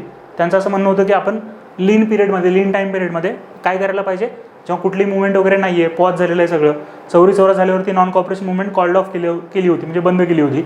आणि त्यानंतर काय करावं असा प्रश्न पडला होता. सो आपण तिथे सुरू केलं आहे. आपण हे जे स्वराजिस्ट आहेत त्यांचं असं म्हणणं होतं की काउन्सिल्समध्ये गेलं पाहिजे, काउन्सिल्समध्ये जाऊन आपण एंडोरमेंट स्ट्रॅटेजी वापरली पाहिजे. म्हणजे जे काउन्सिल्स भारतीयांच्या नावाचे चालवले जातात, लेजिटिमेसी प्राप्त करते ब्रिटिश गव्हर्नमेंट त्यातून, ठीक आहे, अधिमान्यता प्राप्त करते, त्याला आपण विरोध करायचा आहे काउन्सिलमध्ये जाऊन आणि त्यांना क्रिटिसाइज वगैरे करण्यासाठी तो platform as a platform use करायचा आहे. ठीक आहे. तर बॉयकॉट केलेला होता कुणी? बॉयकॉट ऑफ लेजिस्लेटिव्ह काउन्सिल कुणी म्हटले? हे नो चेंजर्सचं म्हणणं होतं, कारण ते कन्स्ट्रक्टिव्ह वर्कर्स होते, कन्स्ट्रक्टिव्ह काम करणारे वगैरे होते. त्यामध्ये सरदार वल्लभभाई पटेल येतात. ठीक आहे. पण हे जे स्वराजिस्ट आहेत ना, त्यांना बॉयकॉट नको होता, त्यांना पार्टिसिपेट करायचं होतं. ठीक आहे. ते एक्झॅक्टली ऑपोजिट दिले. त्यामुळे ते पहिलं विधान जे आहे ते चुकीचं आहे. त्यामुळे हे आपल्याला हे करायचं, इनकरेक्ट त्यांनी विचारलं होतं. ठीक आहे. नंतर पुढचा क्वेश्चन बघा. द ट्रेड डिस्प्यूट्स ॲक्ट 1929 ह्याच्यानं काय झालेलं आहे, म्हणजे मागे प्रश्न विचारला होता UPSCने, जे स्ट्राईक्स आहेत ना बघा, made strikes illegal in public utility services, हे ठीक आहे, हे बरोबर आहे, ही स्ट्राईक्स जे आहेत ती इलिगल करण्यात आलेले होते. ठीक आहे. त्यानंतर म्हटलं secured immunity for both civil and criminal offence for trade unions from prosecution for legitimate activities. ठीक आहे. तर लक्षात घ्या की इम्युनिटी म्हटलं, इम्युनिटीचं काय इम्युनिटी म्हणजे त्यांना प्रोटेक्शन देणं कसल्याही ॲक्टसाठी, तर तसं झालं होतं का, तर तसं नव्हतं. ठीक आहे. त्यामुळे पहिलं स्टेटमेंट जे आहे ते बरोबर इथे आपल्याला करायचं आहे, दुसरं जे आहे ते चुकीचं आहे. इम्युनिटी मिळालेली नव्हती त्यांना. ठीक आहे, सिव्हिल आणि क्रिमिनलपासून. पुढे बघा, which of the following statement is are correct regarding civil disobedience movement. तर बघा, women did not participate in the movement at a wide level. ठीक आहे. त्यानंतर Dandi march and salt making were the symbol of refusal to live under the British made laws, आणि it also mark the organisation of the red shirts under the leadership of Abdul Ghaffar Khan. ठीक आहे. त्यानंतर लक्षात घ्या की women did not participate in the movement at a wide level. Correct विचारले आपल्याला. लक्षात घ्या की ही विमेन नाहीत ना, विमेन यांनी पार्टिसिपेट केलं होतं. तर ह्या मुवमेंटला काय म्हणतात, सिव्हिल डिसओबिडियन्स मुवमेंटला, की it marked the stage of liberation. ठीक आहे. हे लिबरेशन एका प्रकारे सुरू झालं होतं विमेनचं. म्हणजे पहिल्यांदा विमेन एवढ्या हाय लेवलवरती किंवा हाय नंबरमध्ये बाहेर येऊन पार्टिसिपेट त्यांनी केलेलं होतं. ठीक आहे. त्यामुळं हे विधान चुकीचं आहे की विमेन पार्टिसिपेट केलं नाहीत. तर दोन जे विधान दिलेत बाकीचे दोन्ही विधानं करेक्ट आहेत, कारण रेड शर्ट्स ऑफ क्रेचर त्यांचं काम कधी आहे, सिव्हिल डिसओबिडियन्स मुवमेंटमध्येच आहे. ठीक आहे. खान अब्दुल गफार खान यांना आपण काय म्हणतो, फ्रंटायर गांधी किंवा मग सरहद्द गांधी असं सुद्धा म्हणतो. ठीक आहे. तर दोन विधानं बरोबर आहेत. पहिलं जे आहे ते चुकीचं आहे. इथं विमेन खूप लार्ज नंबरवरती पार्टिसिपेशन आपल्याला विमेनचं दिसतं. तर सुरेंद्रनाथ बॅनर्जी बेंगाली, सुधारक NNCने दिले, चुकीचं आहे. सुधारक आगरकर यांचं होतं, 1888 त्यांनी सुरू केलं होतं. ठीक आहे. 1888 सुधारक आहे. त्यानंतर इंडियन मिरर जे आहे ना, जवाहरलाल नेहरू म्हटलं, चुकीचं आहे ते. ठीक आहे. बघा, इथं फक्त एकच पेअर आपल्याला करेक्ट दिसतोय. ठीक आहे. नाही सॉरी, दोन पेअर, एकच पेअर करेक्ट आहे, तो म्हणजे पहिला, कारण आगरकरांचा आहे सुधारक 1888 केसरीमधून बाहेर पडून त्यांनी हे सुधारक सुरू केलं होतं. ठीक आहे. त्यानंतर पुढचा क्वेश्चन बघा, consider the following leaders of the Indian national movement. Feroz Shah Mehta, Ashwin Kumar Dutt, Badruddin Tyabji आणि अरविंद घोष. बघा, which of the above are not extremist leaders. Extremist कोण नाही असं त्यांनी विचारलेलं आहे आपल्याला. अरविंद घोष हे एक्स्ट्रीमिस्टच होते. बदरुद्दीन तय्यबजी हे मॉडरेट होते. ठीक आहे. बदरुद्दीन तय्यबजी हे काँग्रेसमध्ये त्यांनी काम केलेलं आहे इनिशियल फेजमध्ये. आणि अश्विन कुमार दत्त असेल, फिरोज शाह मेहता असतील, सॉरी बघा, हां, फिरोज शाह मेहतासुद्धा एक मॉडरेटच आहेत. त्यामुळं 1 आणि 3 आपल्याला इथं बरोबर करावं लागेल आपल्याला. ठीक आहे. आपल्याला आहे ऑप्शन 1 आणि 3, 1 and 3 ओनली. तर लक्षात घ्या की टिळक आणि फिरोज शाह मेहता यांचा खूप म्हणजे 36चा आकडा होता जवळपास, दोघांची भांडणं चालायची. आणि टिळक एक्स्ट्रीमिस्ट होते आणि फिरोज शाह मेहता हे मॉडरेट होते. त्यानंतर with reference to the round table conferences RTCs, consider the following statements. Lord Irwin was the viceroy during the first 2 RTCs. तसं होतं का, तर ते बघूया आपण. B.R. Ambedkar attended all 3 RTCs. हे बरोबर आहे बघा, की आंबेडकरांनी सगळेचे सगळे राऊंड टेबल कॉन्फरन्सेस अटेंड केल्या होत्या. त्यानंतर म्हटलं की Indian national Congress boycotted all the 3 RTCs. चुकीचं आहे. इंडियन नॅशनल काँग्रेसनी दुसऱ्या RTCमध्ये सहभाग घेतला होता. ठीक आहे. सेकंड राऊंड टेबल कॉन्फरन्समध्ये Indian national Congress had participated in that session, but ज्या फर्स्ट आणि थर्ड RTC आहे तिथे काँग्रेसचा सहभाग नव्हता. आंबेडकरांनी 3च्या 3 RTCsमध्ये सहभाग नोंदवलेला आहे. आणखीन काही बरेच व्यक्ती आहेत ज्यांनी 3च्या 3 ज्या काय राऊंड टेबल कॉन्फरन्सेस आहेत त्याच्यामध्ये सहभाग नोंदवलेला होता. सो दुसरे कोणते व्यक्ती आहेत ते तुम्ही सर्च करा. सप्रू एक होते ना, सप्रूने सुद्धा 3च्या 3 ज्या राऊंड टेबल कॉन्फरन्सेस आहेत त्या अटेंड केल्या होत्या. ठीक आहे. Lord Irwin was the viceroy during the first 2 round table conferences, हे असं विधान दिलं होतं. पण आपल्याला लक्षात घ्या की थर्ड स्टेटमेंट जे आहे ना ते इनकरेक्ट होतं. त्यामुळे हे तर आपल्याला हे करावंच लागेल. आणि त्यांनी म्हटलं की इनकरेक्ट विचारलं होतं आपल्याला, सॉरी इनकरेक्ट विचारलं, त्यामुळं आपल्याला इनकरेक्टच निवडावं लागेल. तर इथे आपल्याला 1 आणि 3 निवडावं लागेल, कारण बघा सेकंड स्टेटमेंट तर बरोबर आहे, सेकंड तर आपण निवडू शकत नाही. त्यामुळे A निवडावं लागेल आपल्याला. 1 and 3 इज इनकरेक्ट. ठीक आहे. त्यानंतर पुढचा क्वेश्चन बघा, who among the following was closely associated with Khilafat movement. तर मोहम्मद अली आणि शौकत अली. ठीक आहे. शौकत अली झाली तर शौकत अली करायचं आहे, शौकत अली. ठीक आहे. मोहम्मद अली आणि शौकत अली हे या मुवमेंटसोबत असोसिएटेड होते, खिलाफत मुवमेंटसोबत. ठीक आहे. मौलाना ब्रदर्स. त्यानंतर बघा, under the treaty of subsidiary alliance which of the following power was given the princely states. बघा, की प्रिन्सली स्टेट्सला which of the following powers was given to the princely state. तर हे जे डिफेन्स असेल किंवा कम्युनिकेशन असेल आणि एक्सटर्नल अफेअर्स असेल हे सगळं कंपनी बघेल, म्हणजेच ब्रिटिश जी आपली ईस्ट इंडिया कंपनी आहे ती बघेल. आणि हे फायनान्सची जी पॉवर आहे ती फक्त ठेवली होती कोणाकडे, त्या प्रिन्सली स्टेट्सकडे. पण ती ॲक्च्युअलमध्ये त्यांच्याकडे ती सुद्धा पॉवर नव्हती, कारण कंपनीचा दिवाण तिथे होता. ठीक आहे. त्यानंतर पुढे बघा which of the following administrative changes were made by the British after their experience of 1857. तर लक्षात घ्या, association of Indians with the legislative process in imperial legislative council, त्यानंतर financial and administrative devolution in provincial administration and decentralisation at local level. तर ह्या ज्या गोष्टी आहेत 1857च्या नंतर काय काय 1857ला जे रिव्होल्ट झाला होता त्याचा एक्सपिरियन्स घेऊन किंवा त्याचा अनुभव घेऊन ब्रिटिशांनी काय केलं हे आपल्याला त्यांनी विचारलेलं आहे इथं. ठीक आहे.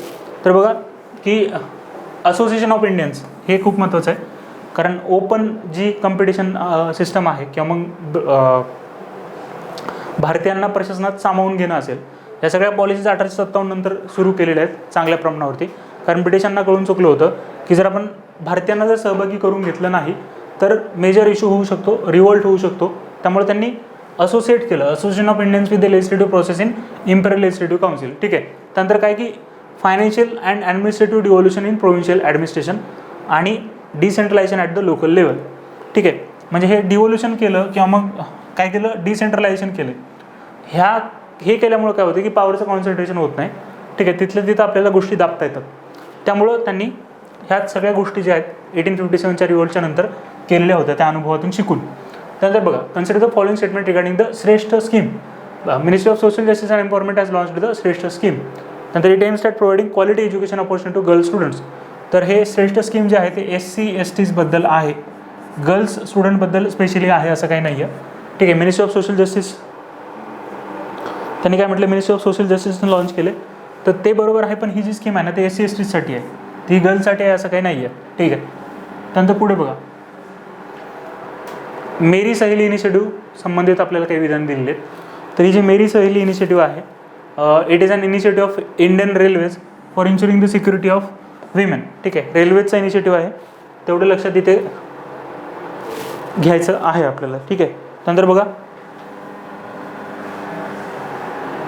With reference to the sustainable cities integrated approach pilot SCIP project, काही विधानं आपल्याला दिलेली आहेत. SCIP प्रोजेक्ट आहे त्याबद्दल काही स्टेटमेंट दिलेले बघूया.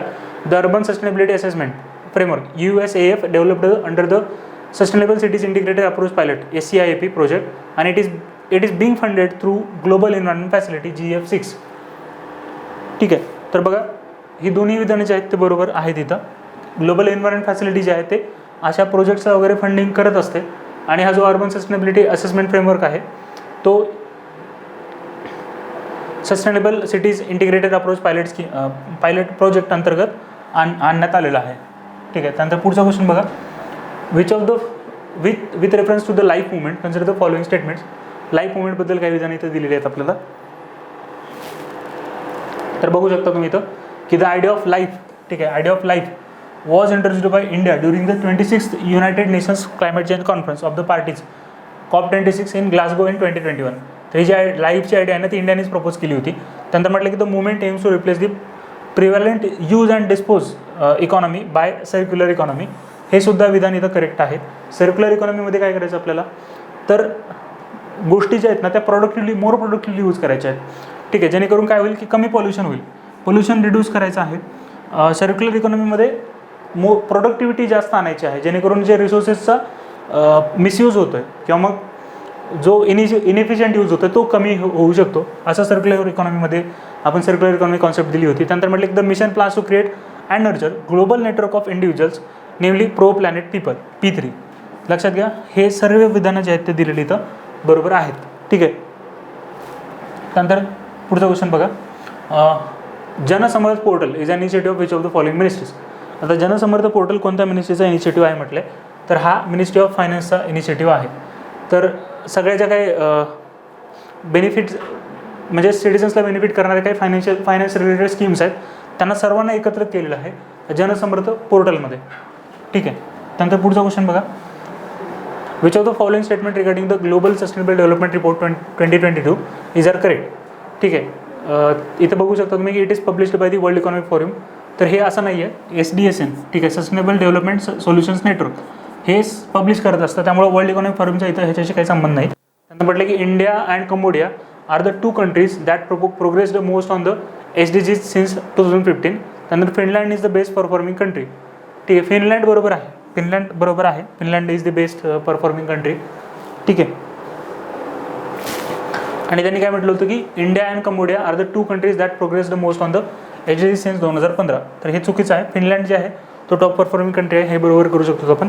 आणि आपल्याला 3 D आन्सर निवडावं इथे लागेल. पुढचा क्वेश्चन बघा. Which one of the following statement about Aiwasi initiative is correct. ठीक आहे. Describes the Aiwasi initiative. बघू शकतो आपण की हा it is an polar exploration mission of India.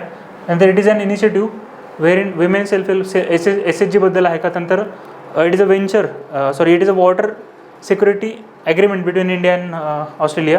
It was launched by railways to insure the safety of women passengers. ठीक आहे.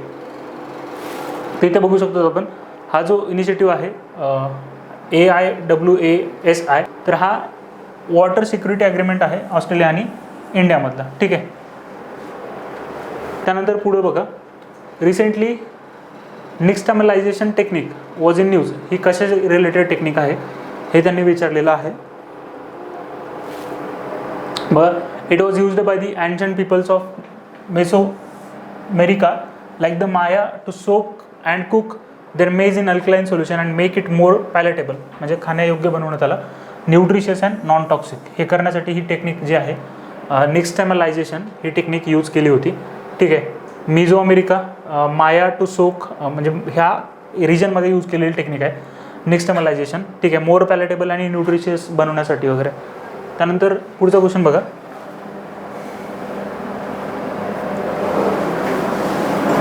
Okay. बघा. With respect to the Agnipath scheme consider the following statement. It allows youth to serve in the forces for a period of 2 years. असं नाही आहे, 4 वर्षासाठी अग्निपथ स्कीमच्या अंतर्गत एखादा youth जो आहे तो सर्व करू शकतो आर्मीमध्ये. त्यानंतर under this scheme aspirants between 17.5 years and 21 years will be eligible to apply. तर हे दोन्ही हे पहिलं विधान चुकीचं आहे आणि सेकंड स्टेटमेंट जे आहे ते आपल्याला बरोबर आहे. ठीक आहे. त्यानंतर पुढचा क्वेश्चन बघूया. With reference to the electric vertical take off and landing eVTOL aircraft consider the following statement. तर आता eVTOL जी टेक्निक आहे ना, म्हणजे हे यामध्ये काय होतं की व्हर्टिकल अपलिफ्टिंग होऊ शकते. म्हणजे प्लेन्स जनरली काय करतात की ट्रॅव्हल असं करत ते वर डायरेक्टली उडतात. पण या व्हर्टिकल टेक ऑफमध्ये काय होऊ शकते की डायरेक्टली ते व्हर्टिकली टेक ऑफ असं करू शकतात. ठीक आहे. प्लेन्स असं करू शकतात आणि ते इलेक्ट्रिक टेक्नॉलॉजी आहे. तर eVTOL एक कॉम्प्लेक्स टेक्नॉलॉजी आहे त्याची. ठीक आहे. तर ते बघू शकतो आपण. The project electric vertical take off and landing airport was launch by the ministry of defence. ठीक आहे. तर eVTOL हे मिनिस्ट्री ऑफ डिफेन्सने लॉन्च केलं असं म्हटलं आहे, जे की चुकीचं आहे. हे मिनिस्ट्री ऑफ एव्हिएशनचा प्रोजेक्ट आहे. ठीक आहे. डिफेन्स नाही, इथे एव्हिएशन पाहिजे. ठीक आहे. एव्हिएशन पाहिजे. त्यानंतर म्हटलं की it is based on distributed electric propulsion technology. आता ही टेक्नॉलॉजी काय आपल्याला एवढं डीपमध्ये जाण्याची गरज नाही, but it is based on this technology की डिस्ट्रीब्युटेड इलेक्ट्रिक प्रोपल्शन टेक्नॉलॉजीवरती ही eVTOL टेक्निक बेस्ड आहे. सो आपले 100 क्वेश्चन्स झालेले आहेत. ओके. सो 100 क्वेश्चन्स आपण कंप्लीट केलेले आहेत.